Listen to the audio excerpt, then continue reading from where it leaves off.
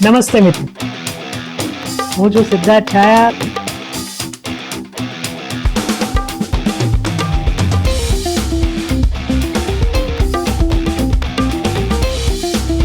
તો સ્વાગત છે તમારું સિટ ટોક્સમાં.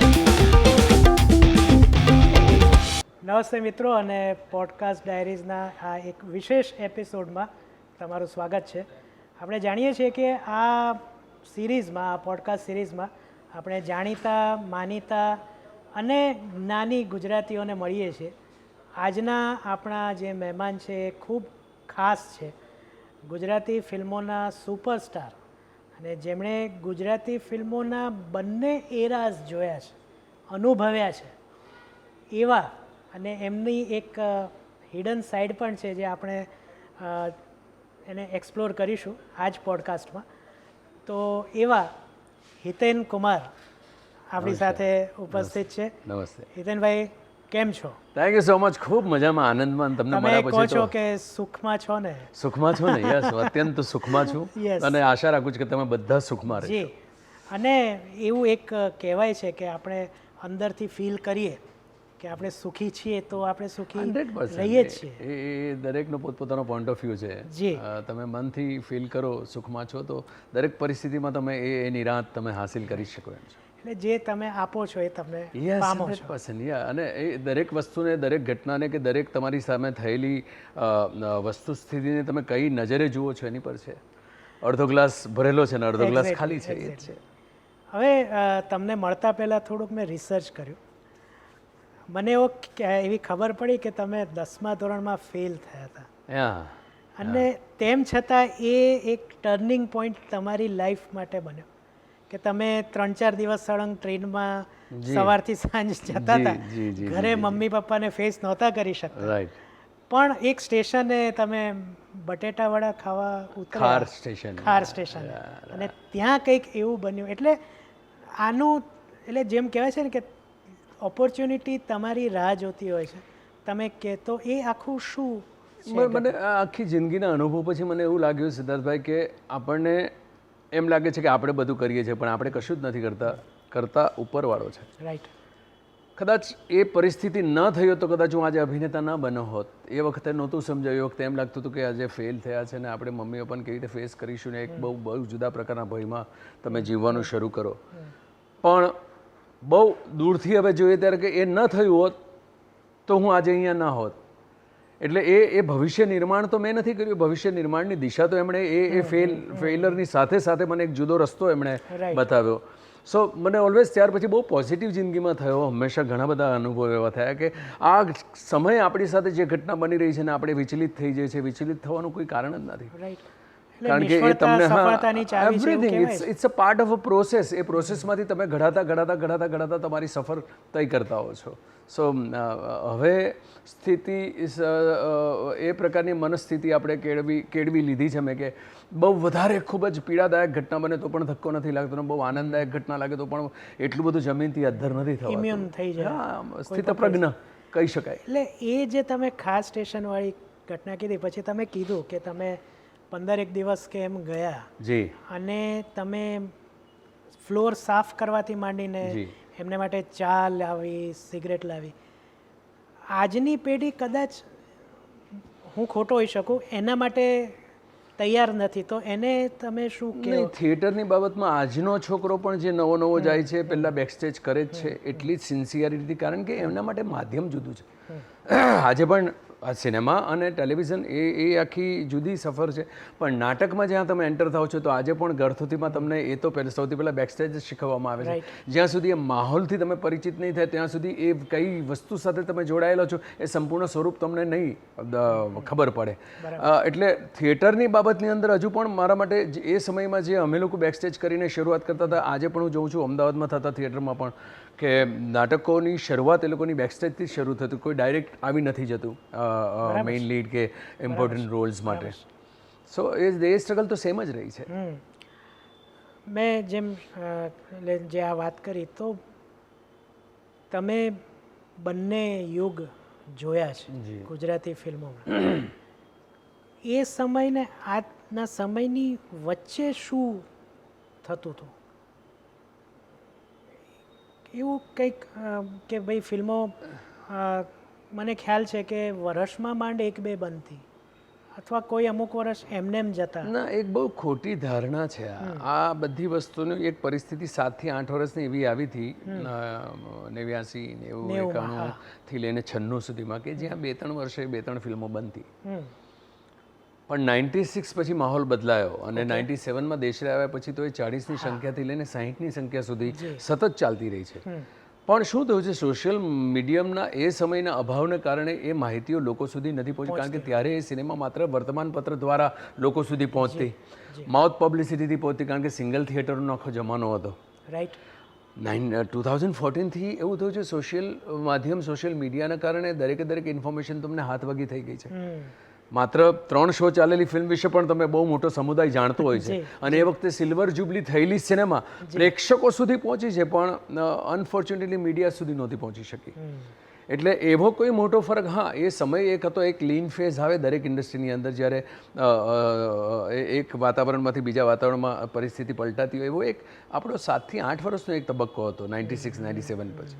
97 પછી દેશરેની સફળતા પછી એટલો મોટો જુવાળ આવ્યો હતો કે બીજી ભાષાના મેકર્સ પણ આપણે ત્યાં આવીને સિનેમા બનાવતા હતા, ઇન્ક્લુડિંગ સાઉથ ઇન્ડિયન ઓલ્સો, અને પંજાબી સિનેમામાંથી પણ લોકો આવતા હતા.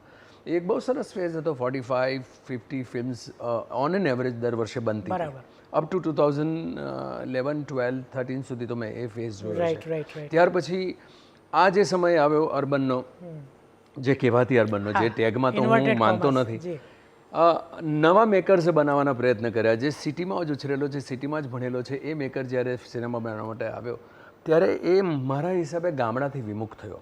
એ આપણું સિનેમા ગામડાથી વિમુખ થયું. ઓકે. એમણે એવા સબ્જેક્ટ્સ, એવું નથી કે પહેલા શહેરના સબ્જેક્ટ નથી બનાવ્યા, અરુણ ભટ્ટ સાહેબે પણ બનાવ્યા છે. એટલે મને ખ્યાલ છે, આપણે એક સરખી ઉંમરના લગભગ છીએ, કે આપણા ઘરમાં વાત થતી એટલે ગુજરાતી ફિલ્મો પણ જોવાની.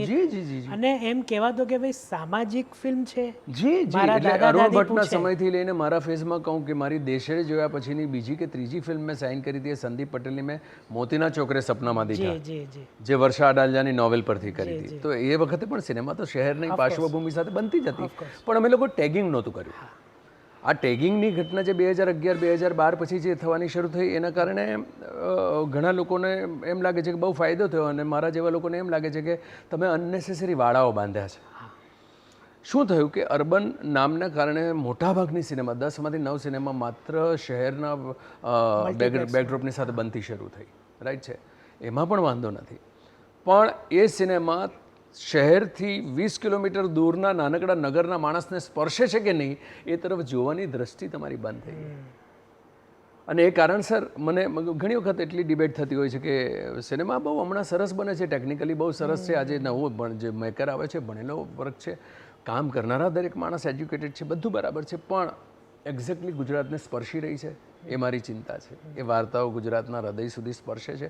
ગુજરાત એટલે માત્ર સુરત, બરોડા, અમદાવાદ, રાજકોટ નથી. તમે એ બધા શહેરોથી 20 કિલોમીટર દૂર જાઓ, ત્યાં તમને એકચ્યુઅલ ગુજરાત ધબકતું દેખાય. મારા પ્રયત્ન એ છે એ લોકોને સમજાવવાના કે તમે આ નગરો માટેની ફિલ્મો બનાવો તો તમારી પાસે બહુ મોટો માસ, એક બહુ મોટું ઓડિયન્સ તમારા માટે વેઇટ કરી રહ્યો છે. અને એ ધીરે ધીરે થશે. એ ધીરે ધીરે હમણાંનો જે 5-7 વર્ષમાં આવેલો મેકર જે છે એ ધીરે ધીરે ઘડાય છે. શહેરની સિનેમા 2-4 બનાવી લીધા પછી નવી વાર્તાઓની શોધમાં એને ક્યાંક સમજાય છે કે હું કેમ ગામડા સુધી કે નગર સુધી નથી પહોંચતો, 85% ગુજરાત સુધી કેમ નથી પહોંચી રહ્યો. અને હળવે હળવે તમે જુઓ બધી વાર્તાઓમાં હવે બેકડ્રોપ નાના નગરોના થવાના શરૂ થયા. અને દેટ ગુડ ટાઈમ. હમણાં જ 2 મૂવી વિશાલ વડાવાલાની, સમુંદર છે, રામપરો છે, નાના નગર અને નાના ગામડા, એ બધી વાર્તાઓ આવશે.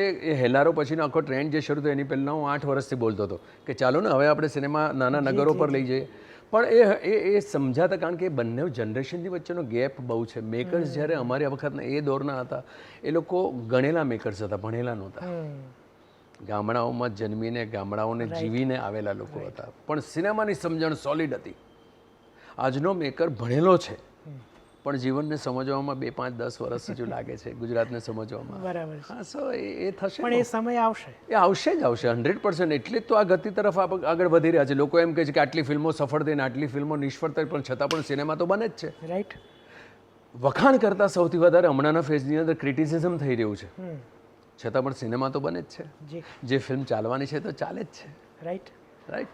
એટલે એ તો પ્રવાહ સતત ચાલ્યા જ કરશે. બરાબર છે. તમે નામ લીધું દેશ રે જોયા. જી. મારા રિસર્ચમાં મને એ પણ ખબર પડી કે તમારે એ ફિલ્મ કરવી જ નહોતી.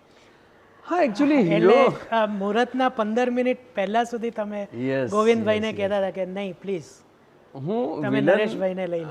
હીરો બનવાનું સપનું મેં ક્યારે નહોતું જોયું, કારણ કે મારી પાર્શ્વભૂમિ જે છે બહુ જુદી છે. ખૂબ જ લોઅર મિડલ ક્લાસના બેકગ્રાઉન્ડમાંથી આવેલો. મેં જે જમાનામાં શરૂઆત કરી મારા પ્રવાસની, ત્યારે આજુબાજુનો માહોલ બહુ જુદો હતો. નાયક તો બનનારા માણસો બહુ જુદા વર્ગમાંથી આવતા હતા. એ લોકોનું ભણતર કોન્વેન્ટમાં થતું હતું, રાઈટ છે. અને હું તો વર્નેક્યુલર લેંગ્વેજનો સાદો ગુજરાતી છોકરો. એટલે ક્યારે એક કોમ્પ્લેક્સ વગર જીવી જ નથી શકાયું કે નહીં હીરો ક્યાં આપણાથી બની શકે. આપણે પણ બેસ્ટ ઓફ આપણે બાકીના પરેશ રાવલ છે કે નાના પાટેકર છે કે એ પ્રકારના આપણે ગ્રે શેડના કે બ્લેક શેડના રોલ કરીશું. અને પહેલી ફિલ્મ પણ મેં એ જ કરી હતી. ઊંચી મેડીના ઊંચા મને અહીંયા વિલન તરીકે જ આવ્યો હતો. સ્ટેટ એવોર્ડ ફર્સ્ટ ફિલ્મમાં જ મળ્યો હતો. અને પહેલી ફિલ્મ હતી ગુજરાતીની જે એ સમયમાં 1 કરોડનો આંકડો એણે ક્રોસ કર્યો હતો બિઝનેસમાં. દેશરે જ્યારે મને આપવામાં આવી ત્યારે ડેફિનેટલી મારે બનવું જ નહોતું. એટલે હું છેલ્લી ઘડી સુધી પ્રોડ્યુસરને કન્વિન્સ કરવાનો પ્રયત્ન કરતો હતો કે તમે નરેશભાઈને બોલાવી લો, હું ફિરોઝભાઈનો ચમચો બની ગયો. ઇવન ડાન્સ ડિરેક્ટરને પણ હા, હું ધમકાવતો એમને પ્રેમથી સમજાવતો, ધમકાવતો કે મારથી મુવમેન્ટ નહીં થાય, હું માત્ર વોક લઈશ, બાકી આ પ્રકારે કમર મટકાવવાનો આપણને નહીં ફાવે. પણ હળવે હળવે સમજાવું કે હું ખોટો હતો. એમાં કોઈ ઈશ્વરીય સંકેત, જેમ તમે કહ્યું કે આપણે કશું નથી કરતા, 100% હું તમને સિદ્ધાર્થભાઈ કહું કે એની પહેલાં મુંબઈમાંથી ગુજરાત તરફ આવેલો બહુ દાયકાઓ પછીનો એક માણસ હશે જે મુંબઈ છોડીને અહીંયા આવ્યો હતો. મુંબઈમાં બહુ પ્રયત્ન કર્યા હતા મેં, અને ઘણી બધી ઘટનાઓ તો એવી છે કે જે ફિલ્મના ફ્લોર પર જઈને હું રિપ્લેસ થયો છું મુંબઈની ઇન્ડસ્ટ્રીમાં. આવું પણ 5-6 મોટી ફિલ્મો સાથે થયું છે. તમારા નાટકોમાં તમે 100નો આંકડો હું નહોતો ક્રોસ કરી શકું. બહુ સારો એક્ટર પણ સાલો અનલકી એક્ટર. હિન્દી સિનેમામાં એવું થાય કે સરસ સિનેમા એનાઉન્સ થાય અને છેલ્લી ઘડીએ મને રિપ્લેસ કરવામાં આવે. સંકેત ત્યારે નહોતો સમજાવો, બહુ કડવો થઈ ગયો હતો. પણ ઈશ્વરની ઈચ્છા એમ હતી કે મારી કર્મભૂમિ ગુજરાત બને. અને એટલે જ અહીંયા આવી ગયા પછી મને ફરી પાછું ક્યારે મુંબઈ ખેંચી જ નથી શક્યું. હું સિમરન કરું કે વચ્ચે જેને મીન્સ બીજી હિન્દી ફિલ્મની હંસલ તરત સાથેની ઘણી બધી ફિલ્મો રિફ્યુઝ કરી છે. કારણ કે મને એ ફોકસ ખબર પડી ગયું છે કે સંકેત ઈશ્વરનો એ છે કે મારે જે પણ કરવાનું છે મારા આ ક્ષેત્રમાં કરવાનું છે. અને આઈ am happy, I M today. આજે હું તમને કહું છેલ્લા 2 દાયકામાં મને કોઈ પણ કમ્પ્લેન્ટ જ નથી અહીંયા મારી કરિયર રોપાઈ એમાં. બિલકુલ. પણ નાયક બનવાનું ક્યારે વિચાર નહોતો તો ઈશ્વર જ બનાવ્યો. અને ત્યાર પછી ધીમે ધીમે એકચ્યુઅલ ગુજરાતને સમજતો થયો, એકચ્યુઅલ સિનેમાને સમજતો થયો. ત્યાં સુધી શું હતું, પૃથ્વી થિયેટરના ફોયરમાં બેસીને માત્ર મોટી વાતો સાંભળતા, મોટા લેખકોની એ લોકો નાટકો કરે, 2-4 મહિના રિહર્સલ ચાલે, 2-5 મહિના એકાદ શો થાય, 50 ઇન્વાઇટીઝની વચ્ચે વાહ વાહ વાહ વાહ, એટલે આપણને થાય બહુ અદ્ભુત કર્યું છે. પણ એકચ્યુઅલ માસ સુધી પહોંચવાની ઘટના એ 2 ફિલ્મના ડિફરન્સે મને સમજાવી કે જે વર્ષે મારી દેશરે આવી એ જ વર્ષે મારી જયતે નામની હિન્દી ફિલ્મ આવી. હંસલ મહેતાની પહેલી ફિલ્મ. અને હું હતો એમાં સચિન ખેડેકર, શિલ્પા શિરોડકર, કિશોર કદમ, શક્તિ કપૂર, સુચિતા ત્રિવેદી, આ બધા હતા. એ ફિલ્મ પેનોરમામાં ગઈ અને 50 માણસોએ માંડ જોયો છે. આખા હિન્દુસ્તાનને ખબર નથી કે આ ફિલ્મ આવી. અને એ જ વર્ષે દેશરે એવી આવી જે મેં કોમને કરી હતી. અને મેક્સિમમ ઓડિયન્સ આજે પણ 28 વર્ષ પછી યાદ કરે છે, દેશરેને યાદ કરે છે. બિલકુલ. અને એ સમયમાં મીડિયા જે હતું, એ સમયનું મીડિયા એને ગુજરાતની શોલે 100% અને હતું જ. એ સમયના મીડિયાના એ આપણે ત્યાં આ પ્રકારનું પીઆરશીપ નહોતું થતું. બાકી આજે પણ હું કહું કે એશિયાની સૌથી મોટી સફળ ફિલ્મ મને યાદ છે, તમે અમદાવાદમાં જે કાંકરિયાથી ખોખરા તરફ જાઓ ત્યાં અનુપમ સિનેમા હતું. મેં ત્યાં એની લાઈન જોઈ છે. ભલે હું નાનો હતો પણ એ ખબર પડે કે ત્યાં લાઈનો લાગતી. આપણા નાના નગરોની અંદર 1 કિલોમીટર સુધી છાશની પરબો મૂકતા બુકિંગના ટાઈમે. કારણ કે બુધવારે બુકિંગ ઓપન થાય. પુલ હોય તો દરેક એનો જે ખૂણો આવે ત્યાં એનું પોસ્ટર ચોંટેલું જ હોય. 25 વીક, 50 વીક, 100 વીક. એટલે એ સફળતા તો એટલી મોટી છે ને કે એ વખતે આપણા ગુજરાતીના પીઆરની એક ઇન્ટેન્સિટીનો અભાવ હતો. એની નોંધ તો બહુ મોટા લેવલે લેવાવી જોઈએ. કારણ કે એટલી આંકડાકીય દ્રષ્ટિએ અને મેક્સિમમ પ્રેક્ષકો સુધી પહોંચેલી એ ફિલ્મ જેના બિઝનેસને કોઈ ક્રોસ નથી કરી શક્યું. 42 લાખની ફિલ્મે 22 કરોડ ઉપરાંતનો બિઝનેસ 7 રૂપિયા અને 11 રૂપિયાની ટિકિટના જમાનામાં. રાઈટ. સાહેબ તમે વિચાર તો કરો કે કેટલા પર્સન્ટેજનો બિઝનેસ. પણ આ પણ આપણા જ પ્રેક્ષકોએ આપ્યું છે. ઓફકોર્સ. આજે ઘણી વખત નવા મેકર્સની સાથે ચર્ચા થાય છે કે આપણે 5 લાખ અને 10 લાખ ઓડિયન્સે જોયું એટલે આપણે સંતોષ પામી લે છે. એ વખતે તો 1 કરોડની ઉપરનો આંકડો ક્રોસ કર્યો હતો પ્રેક્ષકો જે થિયેટરમાં હા, જેને અત્યારના શબ્દોમાં પેલા ફૂટફોલ. ફૂટફોલ કહેવાય હા પણ છે સરસ સમય પ્રમાણે આખું જનરેશન એક જુદા પ્રકારનું આવ્યું છે ને એનો મને સિદ્ધાર્થભાઈ બહુ આનંદ છે. જ્યારે હું આવ્યો ત્યારે લોકો મારા જે આપણા વૈચારિક વર્ગ કહેવાય કે સાહિત્ય વર્તુળ કહેવાય આપણું કે નાટ્ય વર્તુળ છે, યાર ગુજરાતી ફિલ્મ કરવા ગયો છે. આજે એ જ બધા ક્યાંક ને ક્યાંક તમને ગુજરાતી સિનેમાના પડદા પર ચમકતા દેખાય છે, રાઈટ. તો એ મને એમ લાગે છે કે દેટ ઇઝ માય અચીવમેન્ટ કે 28 વર્ષ પહેલાં હું સમજ્યો હતો, એ લોકોને સમજવામાં બીજા 20 વર્ષ લાગ્યા. પણ આઈ એમ હેપી કે એક્ટર્સ પણ આવ્યા અને નવું આખું ગુજરાતીનું જનરેશન આવ્યું છે જેમણે ગુજરાતી સિનેમા માટેના સપનાઓ છે. That is so good. Of course. તમારી ઈચ્છા નહોતી તેમ છતાં તમે આ મૂવી કરી અને ઐતિહાસિક બની ગઈ. જી. તમારી લાઈફમાં એ શું એ ચેન્જ આવ્યો એના પછી? પહેલી વખત એમ સમજાયું કે મારામાં કશુંક છે. શું થાય કે તમે જ્યાં એટલે સુધી કે આ ચહેરો હીરોને લાયક. હા એટલે ત્યાં સુધી જે માહોલમાંથી આવે તો સિદ્ધાર્થભાઈ ત્યાં સુધી એક્સેપ્ટન્સ લોકો તમને સ્વીકારે એના માટેની સ્ટ્રગલ હતી. જે આછી પાતળી ક્યાંક ક્યાંક મળે. નાટકોની અંદર એક નાનકડું નામ બનવા માંડ્યું હતું. અહીંયા હવે સિનેમામાં 2-4 મોટી સિનેમા ત્યાં કાસ્ટ થઈ ગયા પછી છેલ્લી ઘડી રિપ્લેસ થયો. અહીંયા આવીને પહેલી વિલન તરીકેની કરી અને એમાં સફળ થયો. એટલે અપેક્ષા મારી બહુ આમ હતી. પણ જ્યારે મેં ગુજરાતી દેશરે જોયા, શૂટિંગ કરી અને મુંબઈ જઈને તો મેં મારી વાઈફને કહી દીધું કે આ ફ્લોપ ફિલ્મ છે. આ લોકોને મેં ના પાડી, એ લોકો જબરજસ્તી હીરો બનાવ્યો છે અને હું તમારા નાટકોના રિહર્સલમાં લાગી ગયો હતો સાહેબ. પણ 3જા અઠવાડિયે 4થા અઠવાડિયે મુંબઈના નાટકો ગુજરાતમાં ટૂર માટે આવે. એ લોકો સૌરાષ્ટ્ર અને ગુજરાતની ટૂર કરીને ફરી પાછા આવે ને ત્યારે ભાઈદાસના ફોયરમાં વાત થાય એટલે તારી ફિલ્મ તો ચાલી. મને એમ કે એ લોકો મારો મશ્કરી કરી રહ્યા, ટાંગ ખેંચી રહ્યા છે. અને પછી મારી નાટકના ટૂર માટે જ્યારે મારે ભાવનગર જવાનું થયું તે દિવસે મને સમજાયું કે એકચ્યુઅલી સફળતા એટલે શું. કે જે હોટલમાં વર્ષોથી તમે નાટકના માટે એન્ટર થતા હોય ને ત્યાંના માલિકોના અને વેઇટર્સના વર્તન બદલાઈ જાય. જ્યાં ટ્રાવેલ દરમિયાન હોટલ સુધી પહોંચવામાં લોકોની જોવાની દ્રષ્ટિ બદલાઈ ગઈ, નીચે ભીડ થવા માંડી. મને ત્યારે નહીં સમજાયું. પછી મારી જ ફિલ્મની બ્લેકમાં ટિકિટ લઈને ત્યાંના માણસોની વાત સાંભળીને સ્વીકાર્યું કે હા કદાચ સફળતા મળી છે. અને 50 રૂપીઝમાં 7 રૂપિયા કે 11 રૂપિયાની ટિકિટ હતી, મેં ભાવનગરમાં 50 રૂપિયામાં બ્લેકમાં લીધી. અને જ્યારે જઈને જોયું ત્યારે સમજાયું કે જિંદગી પલટાઈ છે. પણ આનંદ નહોતો થયો, ડરી ગયો હતો સિદ્ધાર્થભાઈ. ત્યાંથી રિટર્ન થયો. જે સિનેમામાં મને બિલીફ નથી એ સિનેમાને આટલો બધો લોકોનો પ્રેમ મળી રહ્યો છે. એટલે 4 મહિના મેં લીધા બોમ્બે પહોંચીને કે હવે શું કરું નેક્સ્ટ. સિંક. હા એટલે આ સફળતા મારી જાત સાથે છે, મજાક તો નથી, હું સપનું તો નથી જોઈ રહ્યો. પછી ધીમે ધીમે આંકડાઓ આવવા માંડ્યા, ટ્રેડ મેગઝિન્સ આવતા, ટ્રેડ મેગઝિનમાં ફિગર્સ આવવા માંડ્યા, નેશનલ લેવલની ઉપર સમાચાર બનવા માંડ્યા ઇંગ્લિશ મેગઝિન્સમાં કે આ ફિલ્મ મેં અદ્ભુત કર્યું છે. અને ત્યાર પછી સ્ક્રિપ્ટ સિલેક્શનના પ્રોસેસમાં કેટલો ખોટો હતો હું સાહેબ. જે મેકર્સની આ ફિલ્મે મને આટલી મોટી સફળતા આપી એ લોકોમાં મને શ્રદ્ધા નહોતી. હું તો મારી ગળથુથીના થિયેટરના અનુભવને કારણે એમ નક્કી કર્યું કે હવે મને સફળતા મળી ગઈ છે. હવે હું નાટકના લેખક આપણા બહુ મોટા રાઇટર પ્રવીણ સોલંકી અને રાજેન્દ્ર બુટાલા અને અરવિંદ વૈદ્ય આ પ્રકારના એડ્યુકેટેડ લોકોની સાથે હું સિનેમા બનાવીશ.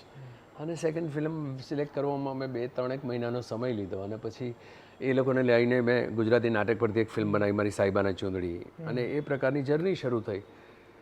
પણ એમની સાથે કામ કરતાં કરતાં ધીરે ધીરે મને સમજાયું કે જેમને હું અનએડ્યુકેટેડ સમજું છું એ લોકોને લાગણીની સમજણ વધારે છે.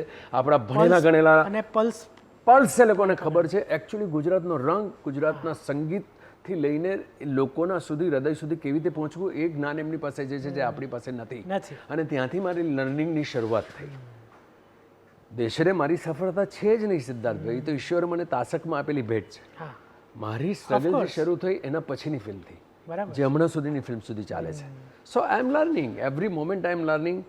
જ્યાં મને એમ લાગે છે કે ક્યાંક હું કોઈકને એડવાઇસ આપી શકું છું, ક્યાંક જરૂર લાગે છે, then I am sharing my experiences with them and beautiful journey is happening. Kapil Sharma શોમાં છે ને સલીમ ખાન આવ્યા હતા. જી. કપિલ શર્મા એક સવાલ પૂછ્યો કે શોલેની સફળતા પછી તમારી સાથે શું થયું? એમણે કીધું કે મગજ ફરી ગયું. પણ તમારા કિસ્સામાં આવું ન થયું. કેમ? હું કહું કે તમે ગોવિંદ પટેલ પછી ગાંગાણી સાહેબ મોટા મોટા સાથે અને હિટ ઉપર હિટ આપી, પણ તેમ છતાં તમે એ સમયે જે નવા ડાયરેક્ટર સંદીપ પટેલ મેક્સિમમ નવાઓની સાથે કામ એને હા, તો એ રીઝન શું કે ના જેમ તમે કીધું કે મારે આપણી જે ઓફ કેમેરા વાત થઈ કે હું મારી જાતને જમીન પર ખોડાયેલો, તો આ એ પ્રકારનો પ્રયાસ હતો કે ભલે મને સફળતા મળી પણ દેટ ડઝન્ટ મીન કે હું હવે આ જ કરીશ, મારે બધા સાથે કામ કરવું. સિદ્ધાર્થ બાબુ સાચું કહું ને, આજે પણ મને ક્યાંક સિંક કરવામાં પ્રોબ્લેમ થઈ રહ્યો છે કે આજે હું ખરેખર સફળ છું. યુ ગેટિંગ મી? બહુ વિચિત્ર આંકડાકીય રીતે સફળ, અસંખ્ય લોકો તમને પ્રેમ કરે એ સફળતા, કે સફળતા એ છે કે તમે જ્યાં ધારેલું છે ત્યાં પહોંચી રહ્યા છો કે નહીં. મારા માટેની સફળતાની વ્યાખ્યા એ છે કે જ્યાં મેં ધારેલું એ સ્થાને હું પહોંચ્યો છું કે નહીં. તમે તમારી જાતને એ વખતે જ મેં જોયેલું હતું, કારણ કે મારા થિયેટર વર્લ્ડની અંદર પણ મારા અમુક માસ્ટર્સોના અકસ્માતો મેં જોયા છે. સિનેમાની જિંદગીની અંદર પણ ઘણા બધા લોકોના એવા ઉદાહરણો જોયા છે કે એક સફળતા પછી તમારા પગ અદ્ધર થવા માટે પણ નહીં. My destination was different. મારે ગુજરાતી સિનેમા માટે ઈશ્વરે આપેલી તકનો સૌથી વધારે ઉપયોગ કેવી રીતે કરું. આજે પણ કોઈ BMW નથી ડ્રાઈવ કરી રહ્યો, આજે પણ કોઈ બંગલામાં નથી રહ્યો, પેન્ટ હાઉસમાં નથી રહી રહ્યો, આ પ્રકારની હોટલની અંદર જ સ્ટે કરું છું. Because my destination is different. સિદ્ધાર્થભાઈ, લોકોએ પ્રેમ આપ્યો એ તો બોનસ છે, લોકોને ગમ્યો છે, પણ આજે પણ મને લોકો એમ કે સુપરસ્ટાર, તો મને એ બોલતા કે એ એક્સેપ્ટ કરતા મને ક્યાંક અંદર શરમ અનુભવે કે એમ આઈ નથી. હા, મને એમ છે કે ગુજરાતી સિનેમા મારે કયા લેવલ પર લઈ જવી છે કે યાર 17 વર્ષનો તરુણ શહેરનો પણ પ્રેમ કરે અને ગામડાનો એ 85 વર્ષનો વૃદ્ધ વ્યક્તિ પણ એને પ્રેમ કરે, ત્યાં સુધી ગુજરાતી સિનેમાને લઈ જવું છે. અને એમાં કેટલો સફળ થયો છું, તો મને એમ લાગે છે કે યસ 45-50% જેટલો સફળ થયો છું. હજુ 45-50%ની જર્ની બાકી છે, જ્યાં હવે મારે એક્ટર તરીકે દરેક ફિલ્મમાં મારે લોકોને સરપ્રાઈઝ કરવા છે. એ જર્નીની સ્ટ્રગલમાં છું. એટલે મને નથી લાગતું કે હજુ પણ એ અનુભૂતિ મને થઈ છે કે હું સફળ છું કે નહીં. દરરોજ રાતે મને એક શંકા રહે કે am I successful, am I successful to reach up to the heart of everyone. એ કદાચ એવું પણ હોઈ શકે કે તમારે વધુ શ્રેષ્ઠ આપવાની હજી ભૂખ છે તમારી. જી મને ક્યાંક ને ક્યાંક, હવે હું તમને કહું, ગઈકાલે જે હું રાતે 5 વાગે પેકઅપ કરીને આવ્યો, એની અંદર મેં કરેલા શોર્ટ્સ મને સવારના 10-10:30 વાગ્યા સુધી ઊંઘ ના લેવા દે કે યાર એમાં પેલું હજુ કંઈક બેટર થઈ શક્યું હોત, ત્યાં મેં પ્રયાસ કેમ નહીં કર્યો. યુ નો એ જે દિવસે આમ હું શાંતિથી એક ફિલ્મ પતાવીને મુંબઈ પાછો રિટર્ન થાવ ને, ત્યારે મને એમ લાગે આમ સક્સેસફુલ, કારણ કે આની અંદર મેં ધારેલી વસ્તુ હું કરીને આવ્યો છું. રાઈટ, બસ મારા માટે સફળતાની વ્યાખ્યા આટલી છે. બહાર લોકો કઈ નજરે જો કે કઈ એ સફળતાને કઈ રીતે મૂલવે, એની સાથે મારે ખરેખર કશું જ નથી લાગતું. રાઈટ, હું આજે બી અહીંયા અમદાવાદમાં હોવા છતાં પણ હું ઘણી વખત ગાડી લીધા વગર આવતો હું સામેથી આ વોચમેનને કહીને હું રિક્ષા મંગાવી લઉં, રિક્ષાની અંદર નીકળી જાઉં. પેલા યાર તમે લોકો ગાડી અમે લોકો મોકલી દીધી નહીં, I want to enjoy that. અને એ ઓબ્ઝર્વેશનનો ફાયદો, એ ઓબ્ઝર્વેશન વધે. અને બીજું એ કે સતત તમને એક અનુભૂતિ રહેવી જોઈએ કે જે થઈ રહ્યું છે તમે નથી કરી રહ્યા. જે આપણે શરૂઆતમાં, હા, આપણે માત્ર ગાલ્લા નીચે કૂતરું ચાલે અને કે બહાર તો હું ખેંચું છું એ પ્રકારની. હા, એક્ટર તરીકે જેટલું શ્રેષ્ઠ દરેક શોટમાં આપી શકાય એ જ કરવાના પ્રયત્ન કર્યા છે ને એ જ કરી રહ્યો છું. બસ that is the best journey what I enjoy. Rishi Kapoor નો એક જાણીતું એક પાસું કહીએ ને, તો એવું હતું કે એમના ટી શર્ટ્સ, એમના સ્વેટર્સ એ જાતે એક ઇન્ટરવ્યુમાં કે હું જાતે જ લઈ આવતા, કે મને એમ લાગતું કે તમારી ડ્રેસિંગ સેન્સ પણ આ પ્રમાણે ઘણું ચેન્જીસ એ સમયમાં 90sમાં અને જ્યારે તમારું રિસર્ચ કમાલ છે સિદ્ધાર્થભાઈ. આ પ્રશ્ન બહુ જ ભાગ્યે જ ક્યારેક પૂછાયેલી ઘટના છે, વાત બહુ સાચી છે. એટલે એમાં એ રિસર્ચ એમ પણ કહે છે કે ભાભીનો પણ હાથ છે, તો અમને એ વાત કરો. શું થયું હતું, એક ફેઝ એવો આવ્યો હતો મારા એન્ટર થતાં પહેલાંનો 88 થી 95-96નો, કે જે ગણીગાંઠી ફિલ્મો પણ બનતી હતી. એની અંદર તમારા નાયકનો સાથેનું કેરેક્ટરાઇઝેશન એટલે માત્ર તમારા માટે લખાયેલો સુંદર રોલ નહીં, એ કયા વ્યક્તિત્વનો છે, એ કયા ફેમિલીનો છે, એનું એડ્યુકેશન શું છે, એની પાર્શ્વભૂમિ શું છે, એની સાથે તમારો પહેરવેશ થવો જોઈએ. એ દિશામાં તમે જુઓ, એ દરમિયાન હું 10-15 એવી ફિલ્મોની તમને DVD આપું કે જેની અંદર ચકમકવાળા કવ્વાલીમાં બેસેલા પેલા ઢોલ વગાડનારા જે નાનકડી કોટી જે ક્યાંય ગુજરાતમાં કોઈ નથી પહેરતું. બરાબર. આ પ્રકારના કોસ્ચ્યુમની સાથેના જ્યારે હું કેરેક્ટર જોતો તો મને બહુ હસવું આવતું હતું કે યાર કેમ આપણે આવું કરી રહ્યા છે. ઈશ્વરે જ્યારે મોકો આપ્યો, બેશરેમાં પણ મારા ડિઝાઇન કરેલા કપડાં નહોતા, એ નરેશભાઈ માટે જ સિવાયેલા હતા. કારણ કે નરેશભાઈ અને ગોવિંદભાઈની વચ્ચે એક અદ્ભુત સંબંધ હતો, ઝઘડા થયા કરતા. દર વખતે એમ થાય કે નેક્સ્ટ ફિલ્મ આ લોકો નહીં કરે, પછી સાંજે એ લોકો જ ફરી પાછા. તો ટેલર્સે પણ એમના જ મેઝરમેન્ટના કપડાં સીવ્યા હતા. અને જ્યારે મારો ફાઇનલ ડિસિઝન આખા દેશરેમાં નીચે 6 ઇંચના પટ્ટા મારીને મેં એ કોસ્ચ્યુમ માં ફિલ્મ કરી છે. પણ જ્યારે મને સમય મળ્યો ત્યારે મેં એ લોકોની સાથે ચર્ચા કરવાની શરૂ કરી કે આ કયા કપડાં આપણે પહેરાવડાવીએ છીએ. તો કે નહીં તમને નહીં સમજાય. મેં કીધું મારી સાથે ગુજરાતમાં ચાલો. આજે કોઈ પણ ખેતરમાં ખેડૂત જે કામ કર્યું છે એ ફાટેલું તૂટેલું ટેરિકોટનનું ગંદુ પેન્ટ હશે, ઉપર ફાટેલું તૂટેલું ગંજી હશે. આ પ્રકારના વસ્તુ મેં ટ્રેક્ટર ચલાવતો હશે કે હળ હાંકતો હશે. હવે જે આપણે બતાવી રહ્યા છે એ પ્રકારના તો કોસ્ચ્યુમ મેં ક્યારે જોયા જ નથી. અને સફળતા એટલી મોટી હતી કે એ લોકોએ સ્વીકારવું પડ્યું. અને ધીમે ધીમે બ્રિલિયન્સી મારી વાઈફની હતી. Sonal is very good in to costumes.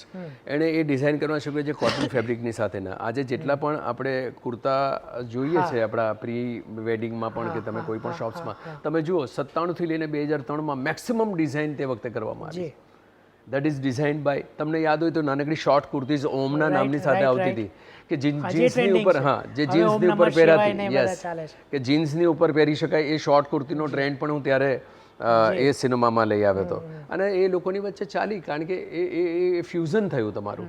અને ત્યાર પછી તમારો નાયક તમને જીન્સમાં લાગે કે આ પ્રકારના. અને તમારા ગામડાનો છોકરો પણ તમારો જીન્સ પહેરીને જુઓ ને, તમે કોઈ પણ ગામડામાંથી 30 વર્ષ પહેલાં બી જાઓ તો કોઈ ચોયણો પહેરીને ફરનારો છોકરો તો આજે પણ નથી, ત્યારે નહોતો. બરાબર, રાઈટ છે. બરાબર. હવે એ વસ્તુ એ લોકો સ્વીકારે એના માટે બહુ મોટી સંઘર્ષ. એ મારી સિનેમાની સફળતાની સંઘર્ષ યાત્રા કરતાં સિનેમાનું બેકડ્રોપ બદલાય કે આ બધી ઘટના થઈ કે સંવાદો કઈ રીતે લખાવા જોઈએ, કે સંવાદો સહજ રીતે કેવી રીતે બોલાવવા જોઈએ, કે આપણે જે કૃત્રિમતા ન લાગે. મારી પહેલી 2 ફિલ્મ દરમિયાન તો એમ કહેવાય હતું કે એમ તો બોલતા નથી આવડતું, કારણ કે હું નાટકીય રીતે હું સંવાદોની અદાયગી નહોતો કરતો.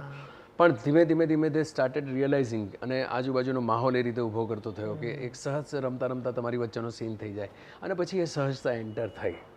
સો એ કોસ્ચ્યુમની બાબતમાં બહુ કોન્શિયસલી લીધેલું ડિસિઝન હતું. બાંધણી જે ત્યાર પછી રંગીલામાં જેકી શ્રોફે વાપરી, એ બાંધણી શર્ટ એની પહેલાં આપણે ત્યાં વપરાયું છે. રાઈટ. આ જ અમદાવાદ શહેરમાં બસની ઉપરનું છૈયા તો પછી થયું, પણ બસની ઉપરનું એક સોંગ શૈલેષ પ્રજાપતિની ફિલ્મમાં અમે લોકો બાંધણીના શર્ટની સાથે કર્યું છે. સો એ we enjoy that entire process. ભાભીની વાત કરી તો આપણે થોડા તમારા ફેમિલી વિશે વાત કરી. જી. તો એ પોતે કોસ્ચ્યુમ્સ એટલે પ્રોફેશનલ છે કે ના ના ના, એનો શોખ છે એને.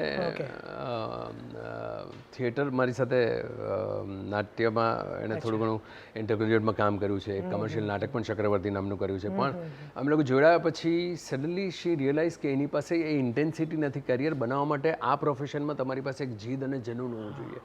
તમે ગમે તેટલા ટેલેન્ટેડ હો, પણ તમારી પાસે એક સતત ભૂખ હોવી જોઈએ. તો જ તમે અહીંયા લાંબુ પોતાનું એક કરિયર શેપઅપ કરી શકો. જે એનામાં નહોતું, બેઝિકલી નહોતું એનામાં. એને નાટકો જેટલા પણ કર્યા મારા ફોર્સને કારણે કર્યા.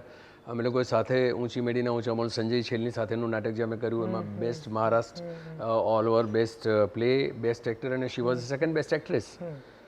પણ કરિયર અને એક્ટ્રેસ તરીકે નહોતું કરવું, કારણ કે બધું જ નહીં સાચવી શકે, ફેમિલી અને મને નહીં સાચવી શકાય.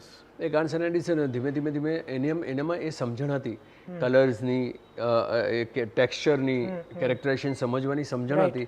અને સ્લોલી એણે પોતાની નાની નાની કન્ટ્રીબ્યુશન આપવાનું શરૂ કર્યું. અને ત્રીજી કે ચોથી ફિલ્મ હતી શી સ્ટાર્ટેડ ડિઝાઇનિંગ માય કોસ્ચ્યુમ્સ. હજી પણ કરે છે? નહીં, હવે નહીં. હવે બધું જ બદલાઈ ગયું છે. હવે જ્યારે પણ જે ફિલ્મો કરતા હોય છે અહીંયા તમે સ્પોન્સરશિપ મળી જાય છે, બધી મોટી મોટી બ્રાન્ડો તમારી સાથે સંકળાય છે. તો નાવ ધેર ઇઝ નો નીડ. પણ એ જમાનો જ્યારે ઊભો કરવાનો હતો કે આજે સપોઝ કે સૌરાષ્ટ્રની અંદરના કોઈ ગામડાના કેરેક્ટરને તમારે નિર્માણ કરો, એ ક્યાંય બહાર તમને શોપમાં ના મળે. એ તમારે ડિઝાઇન કરવું પડે, અને આપેલા એક બજેટમાં ડિઝાઇન કરવું પડે. તો એ સમય દરમિયાન એણે ખૂબ બધું કામ કર્યું છે. યાર. અને સંતાન એ પણ તમારા જોડે છે કે કંઈક? બાયોલોજિકલી મારે કોઈ સંતાન નથી, એટલે હું અને Sonal we are no having children. પણ અમારો બાળક જે છે એ મારા દીકરા કરતાં વધારે છે મારો ભાણિયો. ઓકે, જે અમારા દીકરા કરતાં વધારે છે, જેનું નામ અંશ છે, મારી બેન ભાવના અને મારા જીજાજી રાજનું સંતાન, જે અમારી ફેમિલીનું બચ્ચું, એમના કરતાં કદાચ એની મધર કરતા, એટલે મારી બેન કરતાં એ મારી વાઈફને એ માં સમજે છે, માં કહે છે એની મધર, એટલે એ ફેમિલીનું બચ્ચું છે. So we are happy and content. એટલે એ આ ક્ષેત્ર સાથે ના, હજુ તો એ 14-13 વર્ષનો છે, 14 વર્ષનો છે અને 9thમાં છે. બહુ લેટ આવ્યો રાઈટ. એ બાળક, અને હવે જોશે આગળ જતા એને કયા ફિલ્ડમાં જવું છે. એક સમયે હિતેનભાઈ એવું સાંભળવા મળે છે કે બહુ ગુસ્સો કરતા, હા, રેસ્ટલેસ જેને માટે, યા. તો એમાંથી કઈ રીતના તમે, એટલે આ સલાહ ઘણાને આપવા જેવી છે કે નાની નાની વાતમાં અથવા તો કોઈ નાની મોટી નિષ્ફળતા મળે, કોઈ ખરાબ સમય પસાર થતો હોય તો રેસ્ટલેસ થઈ જાય છે. નહીં, તો મને એમાંથી બહાર નિષ્ફળતા કરતાં પણ મને રોષ આવતો હતો કે આપણે એક કાર્ય ફિલ્મ, સ્પેશિયલી ફિલ્મની ડિસિપ્લિનની બાબતમાં, કે સપોઝ આજે 7 વાગ્યાની શિફ્ટ છે, 7:05 મારી ગાડી તો પહોંચી જ ગઈ હોય, 30 કિલોમીટર દૂરનું લોકેશન હોય, અને ધીરે ધીરે 9 વાગ્યા સુધીમાં તમારું વાતાવરણ જો બંધાય નહીં તો આપણને એમ થાય કે we are wasting time. Right. આપણે મહિનાઓ સુધી એક ફિલ્મ સુંદર બનાવવાની ચર્ચા કરીએ અને ત્યાં ગયા પછી શોર્ટમાં કોમ્પ્રોમાઇઝ કરવાનું શરૂ કરીએ, then we lose a time mind about it. બરાબર. મારા ઝઘડા ઓલવેઝ મેકિંગના માટે ના રહ્યા. મારા ઝઘડા ઓલવેઝ મારી જ્યારે આઈ લોસ્ટ માય ટેમ્પર, કે આપણે સાથે જોયેલા સપનાને આપણે એ જ રીતે કેમ પૂરું કરવાના પ્રયત્ન નથી કરી રહ્યા, કેમ આપણે we are reaching up to the compromising certain things. ડિસિપ્લિનની બાબતમાં હતું. એક ફેઝ હતો એ 10-12 વર્ષ, પણ એ મારા હિસાબે એ સમય માટે બહુ જરૂરી હતું, એ ડિસિપ્લિન માટે બહુ જરૂરી હતું. નહીં તો હું એ જ બીબાઢાળ સિનેમામાંથી બહાર ક્યારેય નીકળી ના શક્યો. રાઈટ. આજે જે અમુક કહેવાતા ખૂબ જ જાણીતા નામો છે, એમની સાથે પણ મારા એ સંબંધોનો ઉપયોગ મેં ન કર્યો હોત તો કદાચ જૂની સિનેમાની અસરમાંથી એ લોકો બહાર ન નીકળી શક્યા હોત. સો અમુક ટાઈમે જરૂરી છે કે તમારા મધર ફાધર પણ છે, જેની પાસે એમનો અનુભવ છે, અનુભવના કારણે તમને ટોકે છે. ઓફકોર્સ. અને મારા અનુભવને એ લોકો સ્વીકારી એટલા માટે કે મને સડનલી મળેલી એક મોટી સફળતા હતી, પણ એમનું આવવાનું કારણ હું બન્યો હતો મારા કેરિયરના ભોગે. રાઈટ છે. આજે તમે જાઓ કોઈ પણ એક્ટરની પાસે, નવા ડિરેક્ટરની સાથે they will not agree easily to work. એ વખતે તો મારી પાસે આવનારો દરેક માણસ જેના મનમાં એક સપનું હતું કે મારે સિનેમા બનાવી છે, તો આઈ વોઝ વેલકમિંગ. બરાબર. સાહેબ, એના વિશે ક્યારેય કહેવાયું નથી. રાઈટ. આજે તમે સાઇન કરવા જાઓ સાહેબ, તમે સારામાં સ્ક્રિપ્ટ લઈને જાઓ ને જાણીતા એક્ટરો પાસે જાઓ તો સાહેબ તમે મહિનાઓ સુધી ધક્કા ખાશો. બરાબર. રાઈટ. એ વખતે તો મને એક ફોન કોલ, મારે આ સિનેમા તો આવો, ક્યાં આવો, તુમ ક્યાં આપણે કયા પ્રકારનું, શું નવા વિચારની સાથે લેટ અસ ડુ. ત્યારે મેં ક્યારે નહોતું વિચાર્યું કે આઈ એમ ટેકિંગ રિસ્ક. એટલે જ આપણે જે હમણાં સવાલ થયો એ જી, કે ગોવિંદ પટેલને ગંગાણી સાહેબ સાથે કર્યા છતાં નવા આટલા મોટા માણસો સાથે તમે જુઓ મારા લિસ્ટની અંદર, ત્યાર પછી સંદીપભાઈથી લઈને કેટલા બધા નવા મેકર્સની સાથે મેં કર્યું છે. અને મેં જોખમ લીધું છે કારણ કે મને શ્રદ્ધા હતી કે એમની પાસે સપનું છે. રાઈટ. સમજો. અને મારી પાસે અનુભવ છે, તો એ બંનેનું કોમ્બિનેશનની સાથે આપણે સરસ મજાની સિનેમા તરફ જઈ શકીએ. તો એના માટે ઘણી વખત મોહબ્બતની પણ જરૂર હોય, પ્રેમની પણ જરૂર હોય. ઘણી વખત સડનલી એ વ્યક્તિ ધારવા કરતાં કંઈ જુદું કરે ત્યારે તમારે લડવું પણ પડે, વળવું પણ પડે. પણ એ તમારી સિનેમા માટે કે આપણી સિનેમા માટે લડો છો. રાઈટ. અને હવે એટલા માટે ઓછો મારો કંટ્રોલ મારો આવી ગયો છે, એટલા માટે કારણ કે આજે આવેલો દરેક મેકર મોટાભાગે એક્સપિરિયન્સ લઈને આવ્યો છે અને ભણીને આવ્યો છે. રાઈટ. સિનેમાનું એની પાસે એક્સપોઝર છે. ત્યાં ખાલી ટોકવું એ જ પડે સ્ક્રિપ્ટ સાંભળીને કે આ શહેર પૂરતું જ છે કે આપણે સાણંદવાળા માણસને સમજાશે કે ભાવનગર, એટલી જ મારે ચર્ચા કરવી પડે. અને મારા ડાઉટ્સ એમની સામે મૂકું છું, પછી એમને કહું છું કે હવે તમે એક રાત વિચાર કરજો, ત્યાર પછી જે તમે કહેશો વિલ મેક દેટ સિનેમા. અને એ કરતી વખતે પછી મને ખબર છે કે આ પાત્રને મારે કેવી રીતે લોકો સુધી પહોંચાડું, તો એ પ્રોસેસ મારો રહ્યો.